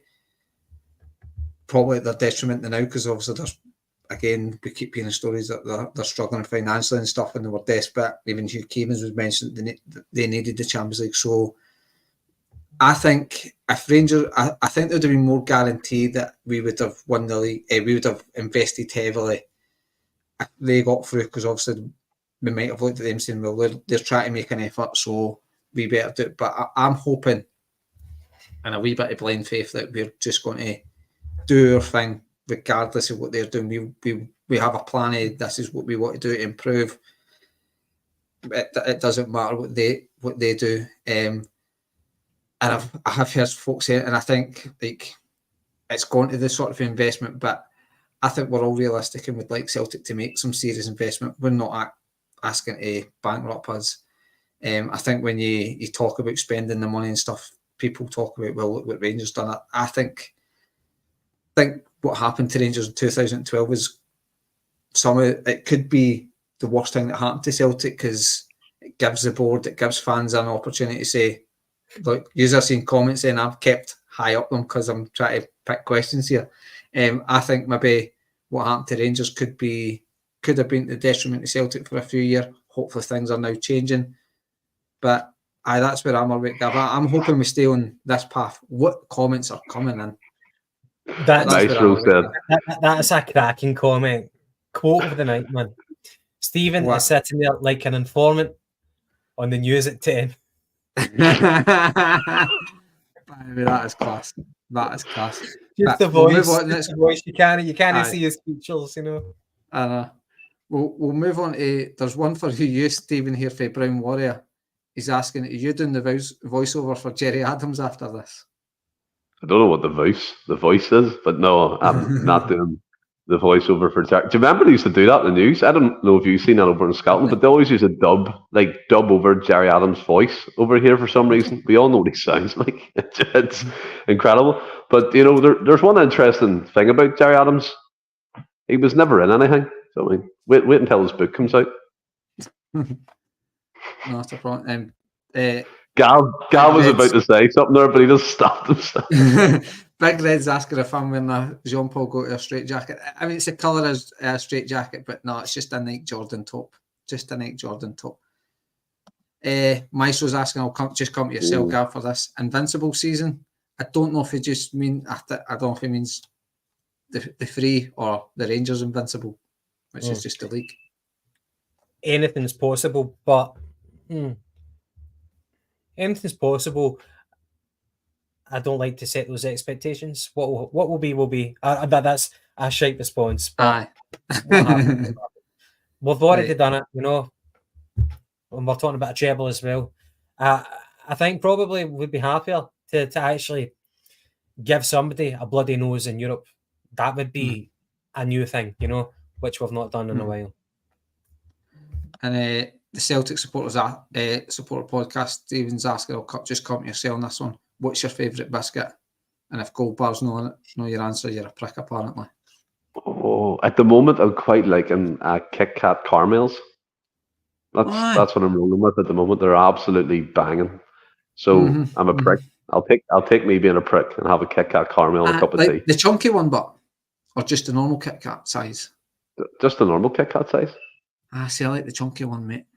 But they're both the same. I know, but for me, it's got to be a chocolate hobnob. I'll just ask you, Gav, favourite biscuit?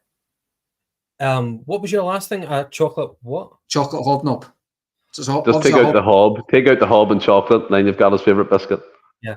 I don't have a sweet tooth. I don't eat biscuits at all. No. Well, glad I asked you. Boring as fuck, isn't it? What's your favourite snack then? What's your favourite snack? You must eat something. I like a packet of crisps. I love that salt and vinegar. Like discos are amazing, but you know, like if you buy a Discos multi-pack, are good. Discos are good. A multi-pack, you need to buy the bigger crisp. McCoy's as well, brilliant. Aye, they're two of the best. Aye. Right, sound. I'm just kind of scrolling. I didn't say, well, Martin Weir's a Jaffa cake, man. Is that a biscuit or a cake? There's another one for you. The age-old fucking- question. The age-old question, innit? Is that a biscuit or a cake? I think by it's, the way, doesn't it say biscuit on? There's a biscuit. A Tunnocks caramel wafer. Aye, that's good. That is good. You Scottish people are That's- weird. Like, Beef roysters, they're good. But, Yeah, but mm, paper thin, aren't they? They're like aye. they're gone in an instant. So easy to just eat them. Red Scotland's interesting, shall we say? Yeah, part of the game. We're finding out a lot about him. we've all played it. But to keep it kind of random, the podcast, because it's a double pivot, we just stare at him. Get the biscuits out. Get the biscuits out. Yeah, you're a boy here away for talking about that picture of Jordan, aren't you, Stephen? Oh, I'm ready for it. You're almost there. But obviously the Olympics is recently finished. Oh, I've had fuck. some. I mean, if you want to watch the Olympics, Stephen, what the fuck are you doing, man? It's class. Did you watch? Please tell me you didn't watch the Olympics. I mean, I would set it on for reals. It's just mental. You could just sit watching random sport. Like, one of the mad things I found out about the Olympics was how far away the board is on archery. I mean, I wasn't expecting it to be 10 metres away, but it fucking looks about a mile away. It's mad how far away it is, and that target, how they're doing it. But I'll come to yourself, Stephen, seeing as you're desperate to talk about it. Your favourite moment of the Olympics? The ending. I've seen something. Coming in. On the motorbike, I've seen that. I've seen something interesting. He was on a motorbike. No, but he left on a motorbike, did he not? He did something on a motorbike. But I seen something. Well, I heard something interesting today that Dr. Dre wants to compete in the Olympics in 2028 for archery. So yeah, apparently. But that's just random. But was there breakdancing this year in it? Was that a thing? We've all seen the video of the Australian woman. Oh, and then if you've not seen it, I seen the video of the male pole vaulter literally getting stuck with his own pole on the thing, and he lost the event, which was quite amusing. But apart from that, I've literally seen absolutely fuck all. Because I work during the day. I don't know what you do, but it's the Olympics for me were like a non-event. Franny, I watch more important things than that. And I have to listen to Jerry Adams and do his voice and stuff, but get practicing for it.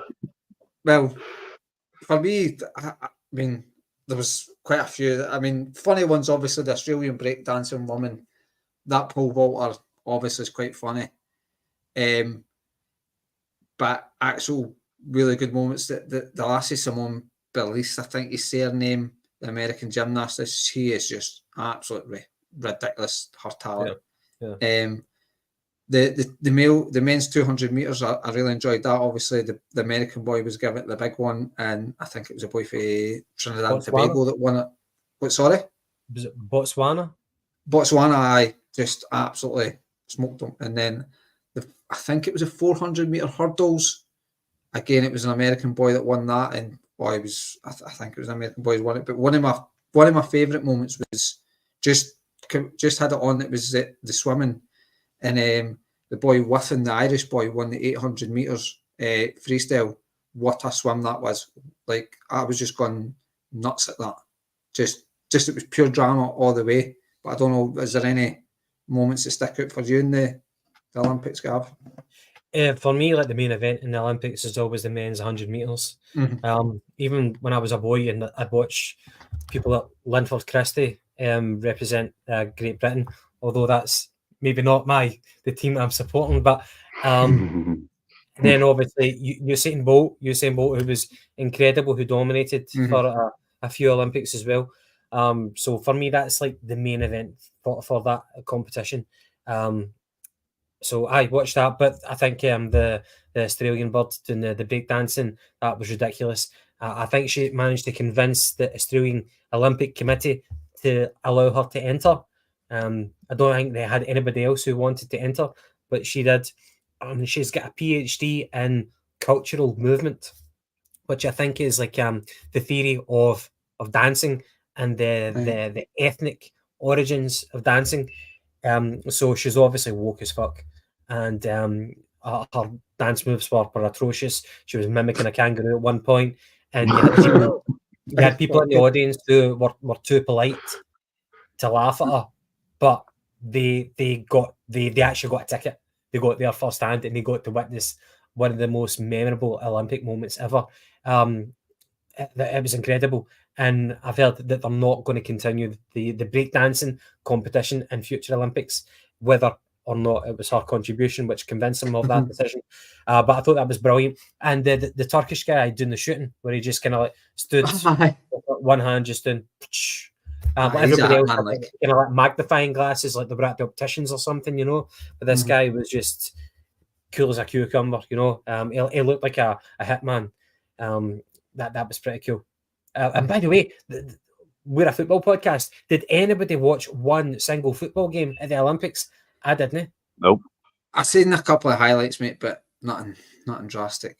Nothing drastic. But nah, I remember back in was it 1996 or was it 1995 or 1996?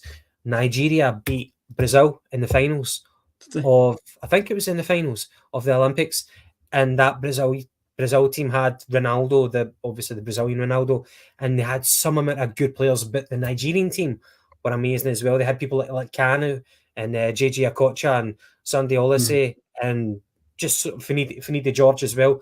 A brilliant Nigerian team. Some names. Aye. 90s were brilliant for everything. Music, football. Who else? I've kept this one up for Maestro. You'll know he's seen it, Stephen, but I don't know if you've seen any of the climbing, Gav. That is like, they were proper Spider-Men, they folk, climbing up the walls and that. Yeah, like, yeah. Sort of they like climb, but it's mad how quick they were going. Mad. But we'll bring it back to Celtic now, just to kind of not necessarily round it off, but I kind of put in the chat about our recruitment, Stephen, the recruitment team. I feel like where is that with Celtic right now? What is our recruitment? It seems that Rodgers' fault, or hearing Rodgers is giving the player, like he's telling the player, this guy Nicholson and is it Mackay who wants, and it's on them to get the deals. I think I don't know if it's a boy Tapia, but certainly a recent link anyway. This came for this guy. Is it Cooper or something? The scout apparently we had for South America. So, but what is our recruitment team now? What is it all about? I think the basis of our recruitment team is basically, is it Jay Lavu is the head scout, and Michael Cooper is a scout, Tosh McKinley, who's been there forever, and then that's really it. And then the people who conclude the deals are Michael Nicholson and Chris Mackay, the chief financial officer. But Franny, we've been over this course so many times, and I just think, and Strange Love nails it, I don't think we have a functioning, proper, full-time recruitment team. And it's very obvious the strategy in this transfer market has been atrocious. It seems like we can only focus on one deal at a time instead of multiple deals at a time. When a club proclaims to be world-class in everything they do, recruitment is definitely not one of them things that they say that they're world-class at. And I think it's a sad indictment of how we are as a football club and how we're run. Remember when Postecoglou first came in, we were talking about directors of football, a change in direction, and that didn't materialise. I think Postecoglou basically took charge of the transfer windows, at least the first 2 or 3, and then it kind of tailed off and Mark Lawwell came in. He's been let go. No official communication about who's replaced him. Michael Cooper's come in, I just think, as a scout. Thanks, James Kennedy. Appreciate it, buddy. I think that's really it. And we're just relying on Rodgers and his contacts and previous links with agents and the CAA base which Kyogo signed up to. So we're probably tapping into different areas like that. But look again, this might be a really, really shitty kind of comparison, but I'll say it. But if the likes of Aberdeen can scout players from Croatia, scout players from Macedonia, scout players from America, and different nations like that, and look, Mark Cooper, is it? Sorry, Stephen. All right, but look, I know they're operating at different ends of the scale, but the fact is, it seems from the outside looking in, they have a far more functioning recruitment team than Celtic do at this moment in time. That have signed a player from HJK Helsinki for £1 million, £1 million euros. Do you know what I mean? So they're obviously casting their net out far and wide, and that's a good thing. We're stuck in previous methods of how we've done it back fucking years ago, and we haven't really moved forward with it. And is it ever going to change? I don't think so. There's been no whispers or no rumours out of the club that we're still looking for a director of football or head of recruitment. So yeah, Franny, it's all up in the air. We'll have nothing at this precise moment in time. And yes, while it's exciting getting rumours, it's just I'm wondering. Mark Cooper was a regular contributor. Okay, that's interesting. But yeah, it's who's scouting these players, who's giving the reports to. I'm boring, Gavin. I'll stop. Who's giving the reports to? Who's giving the reports to Rodgers and the team? I don't know, but yeah, it's a mystery that shall never be solved. Apparently, it's the recruitment thing, Gav. It does seem one that, from the outside looking in, looks to me anyway. It looks very amateurish. Obviously, we don't know the total ins and outs of how Celtic work. Obviously, Stephen Ray came in there with a comment as well regarding the boy Mark Cooper. Strangelove, the doctor, said Rodgers' wee black books are scouting. Ross Kenny alluded to that on Friday, which sometimes I think we're silly if we don't think managers have got a black book, if you like, of players. Scott Sinclair and Kolo Toure being them. Postecoglou obviously went to the Japanese market and had that agency that he relied on. So I don't think that's uncommon to a manager to use their knowledge of the game. But where are you with the recruitment team?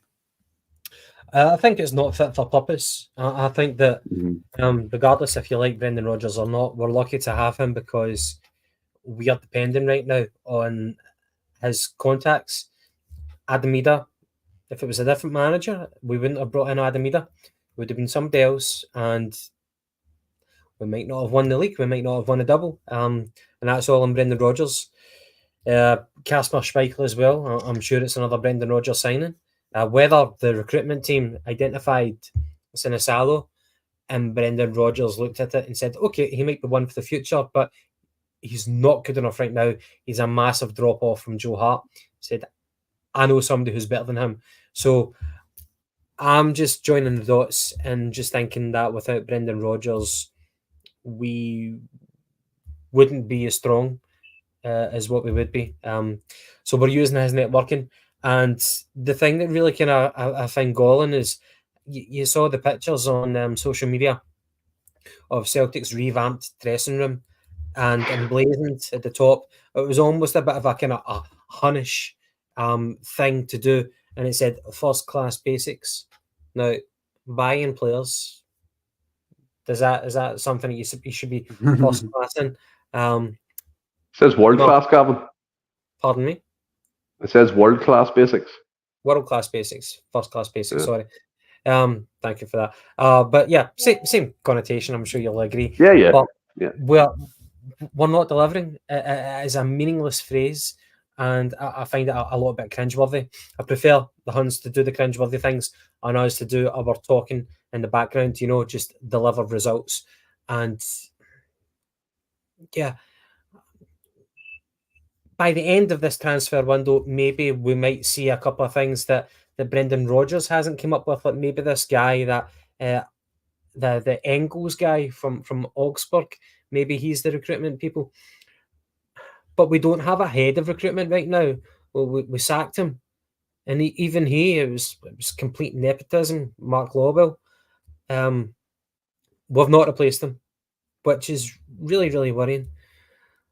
And everything is all on Brendan Rodgers right now to guide us through the summer and to put pressure on the money men to sanction moves and to impress upon them the urgency of strengthening. And you would think that with fan power alone, that's strong enough of a motivation. But we really need Brendan Rodgers right now. He's one of our only allies to actually guide us in the right direction, barring the players itself. The boards, I don't know what they're doing, but certainly the recruitment, they're in charge of recruitment, the board are, and they've not put the right people in place. They've not replaced the people that they got rid of. It's a bit of a circus. It really, really is. So in terms of us looking in, it beggars belief. It really, really beggars belief. You want to see leadership, and we're getting none of that. The only leadership we're getting is from the manager. Mm-hmm. So, yeah. I totally agree. Kenny, before I move on, there's a few folk in the comments. Calm it down. Stop asking folk where they're drinking that. We're only here for a laugh. Stop being silly.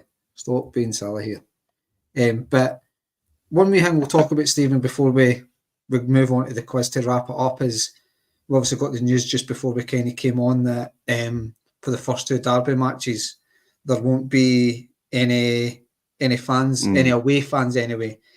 Obviously, I mean, I read a few articles and unsurprisingly, maybe, certainly to myself and maybe a lot of Celtic fans, is that it seems to be that obviously Celtic have revoked the tickets, if you like,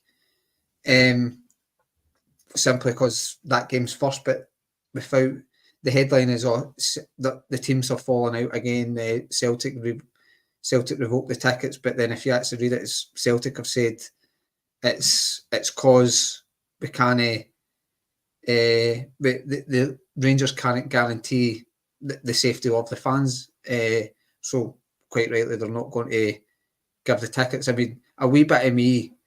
I mean, we all know this whole ticket fiasco started because of Rangers.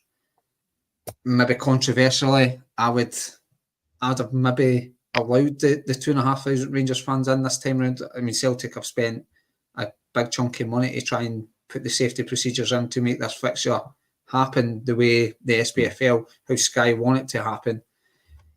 It might have been more a significant move. I get why Celtic have done what they've done, but it might have been a bit of a statement to say, look, we'll put your fans in, and then obviously it comes round to it, and then if Rangers then can't prove that, well, they'll probably not be in the stadium, but then never mind prove it's safe. But if Rangers couldn't prove their fans' safety, then you can maybe say, look, for our own fan safety, we're not taking these tickets. It just totally puts the onus on Rangers. I know that's maybe controversial saying give them fans, but we can't go in. It's just where I would be. I don't know where you're at, Stephen. No, look, I get where you're coming from, 100%, and I understand that train of thought. I think being the bigger person kind of thing in this instance doesn't really apply, in my opinion. Celtic made the improvements to the stadium, paid a lot of money to get the security fences up and get the right, as you said, Franny, the SPFL wanted and Sky. They paid the money. And should Sevco cover that? Should they cover the bill because they can't fulfil their end of the bargain? Quite interesting. As usual, they're the ones let off of it, and we're portrayed as the bad ones in this situation. If they can't guarantee the safety of our fans at Hampden, which is, by the way, the national stadium, not their home ground as it looks like it is on TV, some of the advertising and things on that stadium at the moment is an absolute disgrace, and it wouldn't happen for any other clubs within the SPFL. You can be guaranteed that for sure. But yeah, I'm with Celtic in this. They can't. If Sevco can't give the safety to our fans, then you pull the plug and you take their fans out of Celtic Park. But I do understand where you're coming from, Franny. But I think we've been going round in circles, as the two clubs have been for years and years. And they finally came to the agreement, and they can't hold up their end of the bargain, and therefore that deal falls through until they're back in their home stadium. But yeah, it's just an incredible state of affairs that they found themselves in at the start of this season. And as Gavin said before, it is laughable. It's quite funny, and rightly so. But yeah, just great call by Celtic. I'm on board with it. Fuck them. Have yourself. Yeah, difficult to kind of build on what Stephen said. It sounds very, very immature whenever you start off a debate. Whenever you said that they started it, but it's not like two boys fighting and the teacher, is like scolding them. This is two clubs, two businesses, and one business took a very, very deliberate decision to stop Celtic fans, or to minimise the full allocation of Celtic fans, and it changed the landscape entirely. Now we're at a crossroads where, or we looked as if we were turning a corner, and we were bringing back some of the fans, increasing the allocation, which makes a lot of parties happy. Sky, the clubs to an extent, some of the fans. I know that we're divided. Some Celtic fans don't want them at all because they remember the games like the 3-0 game, when Hatate scored 2, that 3-0 night, and it was fantastic, a brilliant atmosphere. But we are divided as a support. Some of us do want them back because it can arguably add to the atmosphere. So the clubs were making that U-turn, and Rangers have shot themselves in the foot once again. So the agreement that we had is null and void. They've changed the goalposts because it's a different stadium entirely. It's a different scenario, and we've made the preparations for our stadium. Yep. But they don't even have a stadium fit for purpose right now. So they've shot themselves in the foot. So the agreement is dead until they can come back to the table and deliver the terms that they promised. So until they can do that, no, it's back to all the Tims in the house laughing at the house.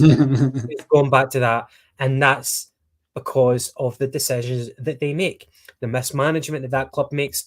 They're rotten from top to bottom in their rickety old stadium, and it's tragic how bad they've got. It's hilarious in some respects, but it is what it is. They've got nobody to blame, nobody to accuse apart from themselves, but they're too proud and too backward and too incestuously stupid to recognise that they are the architects of their own downfall.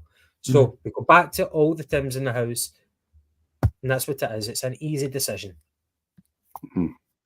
Nah, I think a lot of folk are agreeing with both of you in the comments and stuff. What's this one? Lindsay Greenwood. Sorry, she's saying she couldn't care less if she's seen a Bonnet Paradise ever again. Don't need to apologise for the language. We're PC, but we're not going to get reported to Keir Starmer for that. We're after the watershed. But just before we kind of wrap up, I thought, seeing as Stephen's on, Stephen, I'm after you with this quiz. We've got to do a quiz. I know. You've definitely talked to Gav before. You've definitely talked to him. I know where this is going. Not talked to Gav, but I've looked at the questions. I've thought about these questions and thought there's a chance Stephen will not know any of these. I've tried to. Well, no, there should be ones, but I'll be honest. I'm coming after you with some of these quizzes that you've been putting on lately. But okay. So it's just the same sort of format you do, Stephen. First one to shout out. I've not got as many questions. Can I ask you a question? Did you make these or get them all online? Got them online, mate. Okay. Obviously. Now, you probably fucking know half of them. You probably got them sitting on your phone and you just need to scroll through it. But it's just shout out the answer. First to shout it gets it right. So comments off, Stephen, Gavin. I mean, I don't know how I prove it that he's got them off. Comments are off. I'm on the banner section. Gav, where are you? I've put it onto the start comments, so that you've got the live comments and the start comments. I'm on start. Right. So the first question is, if I can read my fucking writing here, who was the only team to beat Arsenal and Man City last season in the EPL? Aston Villa. Oh, well done, Stephen. Well done. Well done. That's 1-0 to Stephen. Right. Again, it's based in the EPL. Players from 70 countries appeared in the EPL 23-24 season. England provided more players than any other country. Which country was second with 34 players? France. No. Oh, Stephen, you've got a wee chance here. 34 players.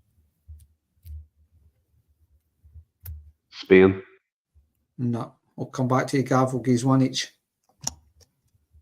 Fuck off. I'll be honest, I wouldn't have guessed this. Like,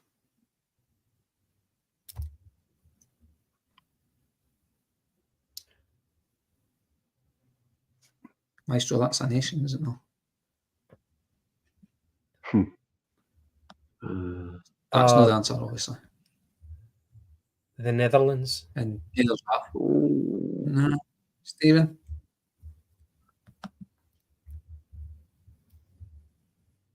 So England produced the most? Aye, obviously it's APL, mate. There's a good Fuck, chance. you never know down there. Fuck. And it's not France, Netherlands, or... It sounds like an Argentina chant that you're about to take off with.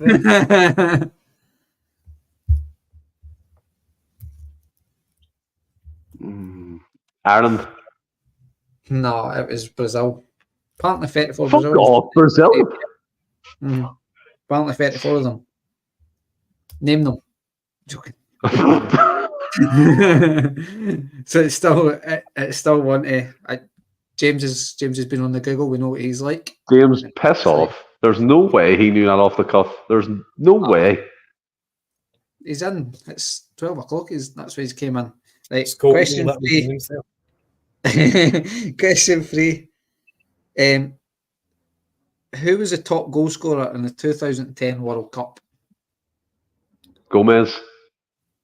Nah, Fuck. it's not him either. 2010. Podolski? No. Closer. Nah. Do you want a nationality? Fucking no! Whoa! Fuck Hey, off, Franny. Gavin won your answer then. One more chance. Do I? Well, Stephen, Right, give an answer. He said closer, so he gave another answer. So I'll give you an answer and I'll give you a clue. Right, okay, I'll give an answer, and then if I get it wrong, then there's a clue for Stephen. There's a clue for Biffies. Clue for Biffies. It's not just okay. a clue. Clean slate. What's the clue? Uruguay. Suarez. Well done. Suarez? In fucking 2010. I don't know, the wee fella was a magician. It's all right. So that's one each. Right. Who hosted Euro 96? England. Aye, well done. That was one I put in for you, Stephen. That was one of the easy ones. Stephen was like a bairn. Aye, but I was 2. He's a prick. He's an absolute arsehole. So you heard the Lisbon Lions, Stephen? Where's were you then? Right. Which goalkeeper at Euro 24, so it's just recently, Stephen, saved 3 penalties in the last 16 shootout? The Georgian keeper. Is it the Georgian keeper? Fucking Martinez-Feely or something like that? No. Oh fuck! Gavin knows, he just can't remember his name. No, it's important. Nationality. I couldn't tell you one Georgian player's name, even like Kvaradona. He's no Georgian. There you go. He's no Georgian. Right, hold on a wee second. Do you want to walk him down the aisle and tell him the answer? He was. You just said the Georgian keeper, and I said, well, no. What round? Sorry, round 16. It's Gavin's chat. It's Gavin. No, I vaguely remember it, but I'm never going to get the guy's name. No. Stephen? No clue to throw up? No, you're not going to throw a clue up here, no. Scores with, well, he doesn't score with, but he's Portuguese. Oh my fuck. Oh my fuck. Shit. Their keeper. Who was it? Like Diaz or something? He's not quite 30 yet. Plunge. Still a month yet. Still a month.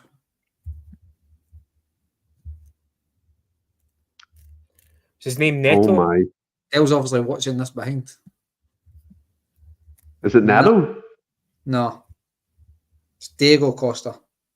Diogo Costa. Right, question 6. It's still one each. Who's the oldest scorer at a European Championships, also the international ones? Pepe. No. Still love that name, Yermo.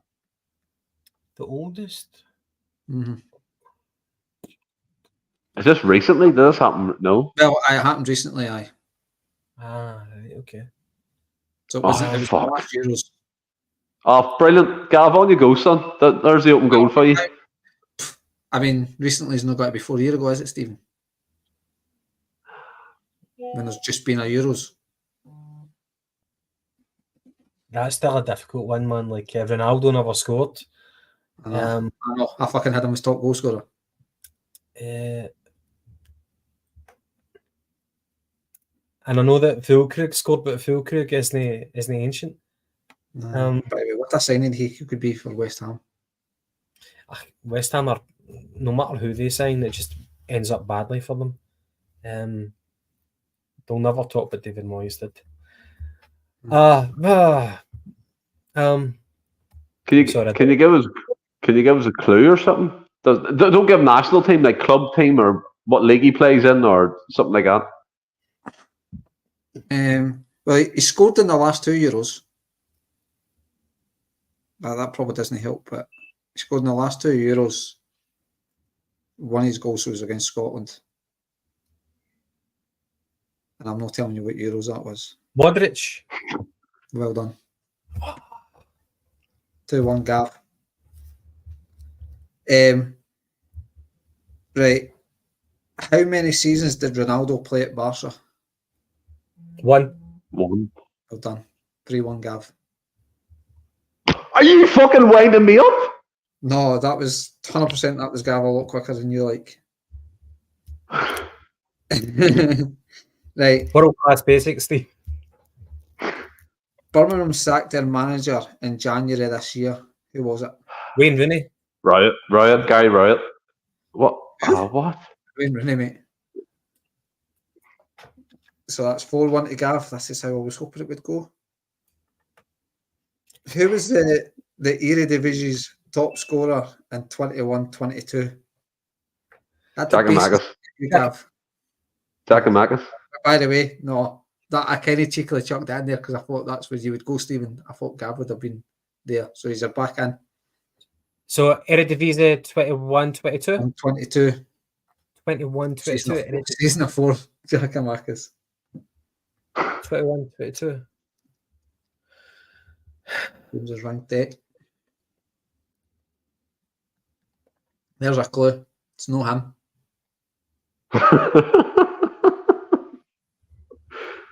Was it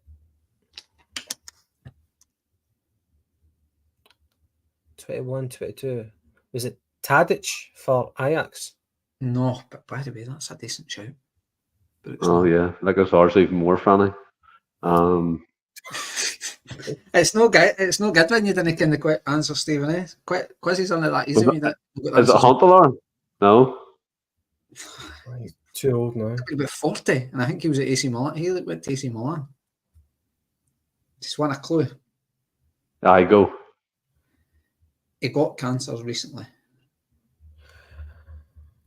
Oh fuck! Is it? Oh fucking see him. He played for West Ham once upon a time. Yes. Ivory Coast. Oh, I mean, Heller. Sebastian Heller. I give you his full name. well, I mean, you both gave me it wrong, but that's the problem here. Haller. Yes, it's Haller. No Heller. 5-1. 5-1. Many So questions. 15, Stephen. So it's just you're probably got to get beat, but I want to claim by how much. That's all. Okay. I mean, a lot of cheating going on here, a lot of ass kissing, a lot of licking hole, but you know. Right. Paul McLaughlin kind of got it right because he's at Dortmund now. But where are we? Question 10. Who does Cristiano Ronaldo play for? Almazar. Well done. 5-2. Who was David Beckham playing with when he retired? AC Milan. Galaxy. PSG. PSG, well done. Ah. Well done. 6-2. Actually, no, it seemed to be further by technicality. He said AC Milan first. That shouldn't have passed to me, but that's fine. But you said LA Galaxy. Before he said AC Milan, but look, it's grand. And you know it fine, rightly, but that's the mad thing, but it's fine, go ahead. What nationality is Ante Niemi? Finish. That was Stephen. 6-3. I'll give you it, Stephen. I'll give you it. Well, you did get that in there. Question 13. Oh, that's a shocker, that question.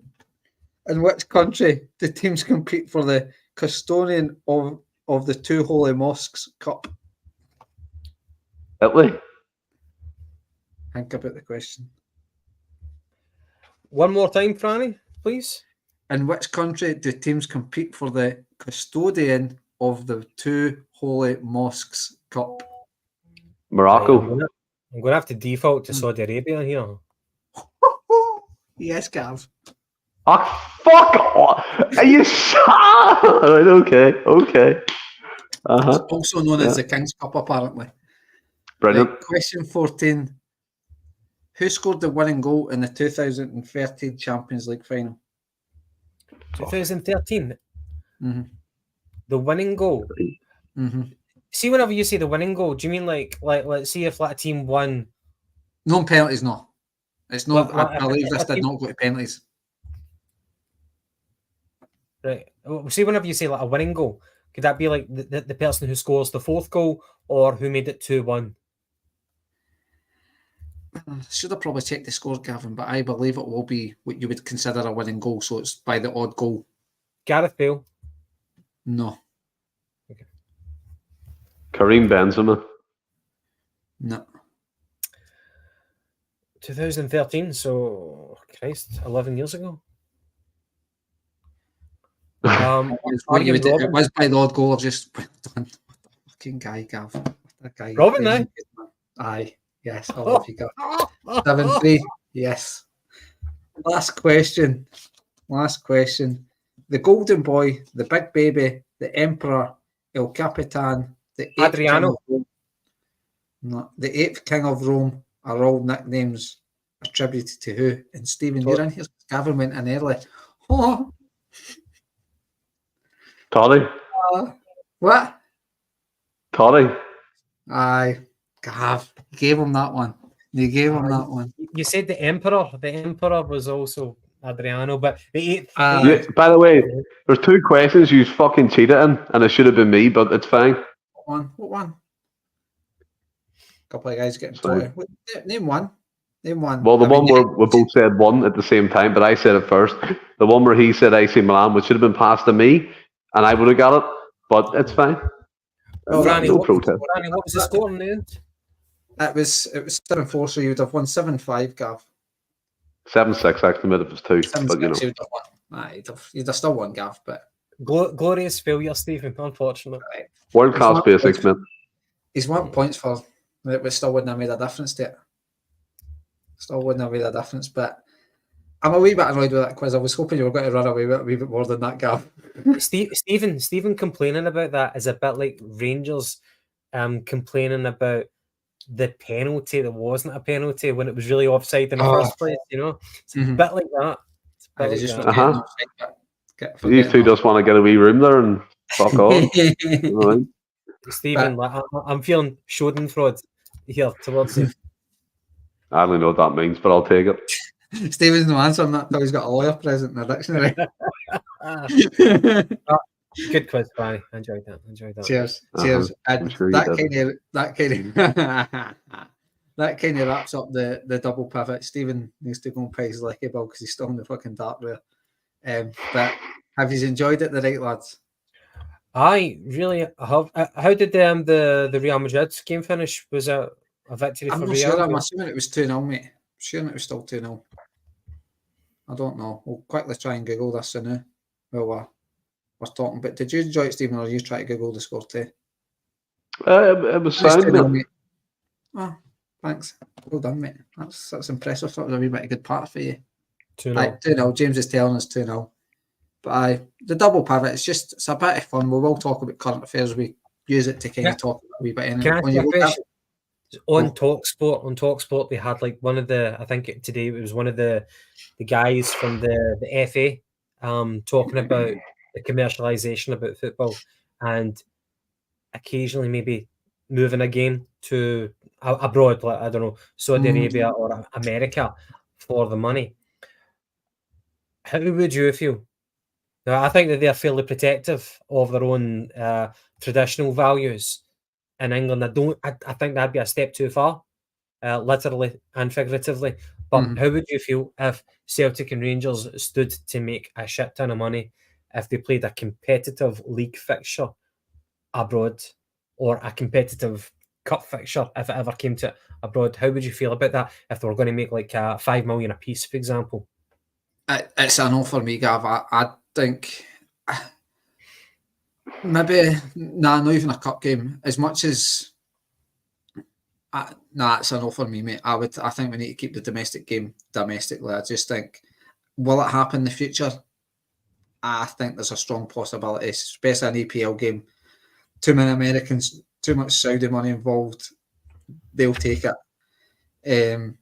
But no, I think the domestic game needs to stay domestically. You might get a glamorous friendly, a Celtic and Rangers game over there. But for me, I would hate the idea of that, mate. But I did actually hear that conversation. Yeah, I would like to protect our own kind of traditions. I think that's blasphemy, doing that sort of thing, playing it abroad, where you might not even have a full attendance. It's just ridiculous. You'd be whoring yourself out. Stephen, I'd imagine you'd have the same opinion. Well, we've tried it before, and Rangers put it out because they were the second fiddle. We'll probably do the same again. Do you know what I mean? Although it was for a friendly in Sydney, but still the same kind of concept to it.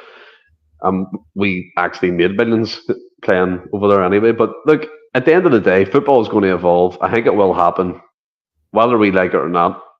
If we're picked to do it, we'll probably do it. Am I against it? Not totally. I think any way the club can bridge a financial gap with the rest of European football, I think we should look into it. And it's something to evolve over time. Like the Champions League changed, everything's changing. The Super League's never going to go away until that's probably done. And we just have to roll with it. And yes, I do want to protect the integrity of the sporting game in Scotland. But at the end of the day, if it makes Celtic more money and gets us more recognition within football, I'll have a look at it. I understand where you're coming from, Stephen. I think we need to look at avenues to try and advance maybe globally to try and bridge that gap ever so slightly with how we could to the other nations. But nah, I'm firmly with Gavin this one. Keep the domestic game domestically. I think we can make enough of the glamorous friendlies, I feel like, and don't even need to involve Rangers. But that's a good question, Gav, because I actually did hear it today. And, try and keep it as traditional as we can. I think it would be selling your soul to the devil.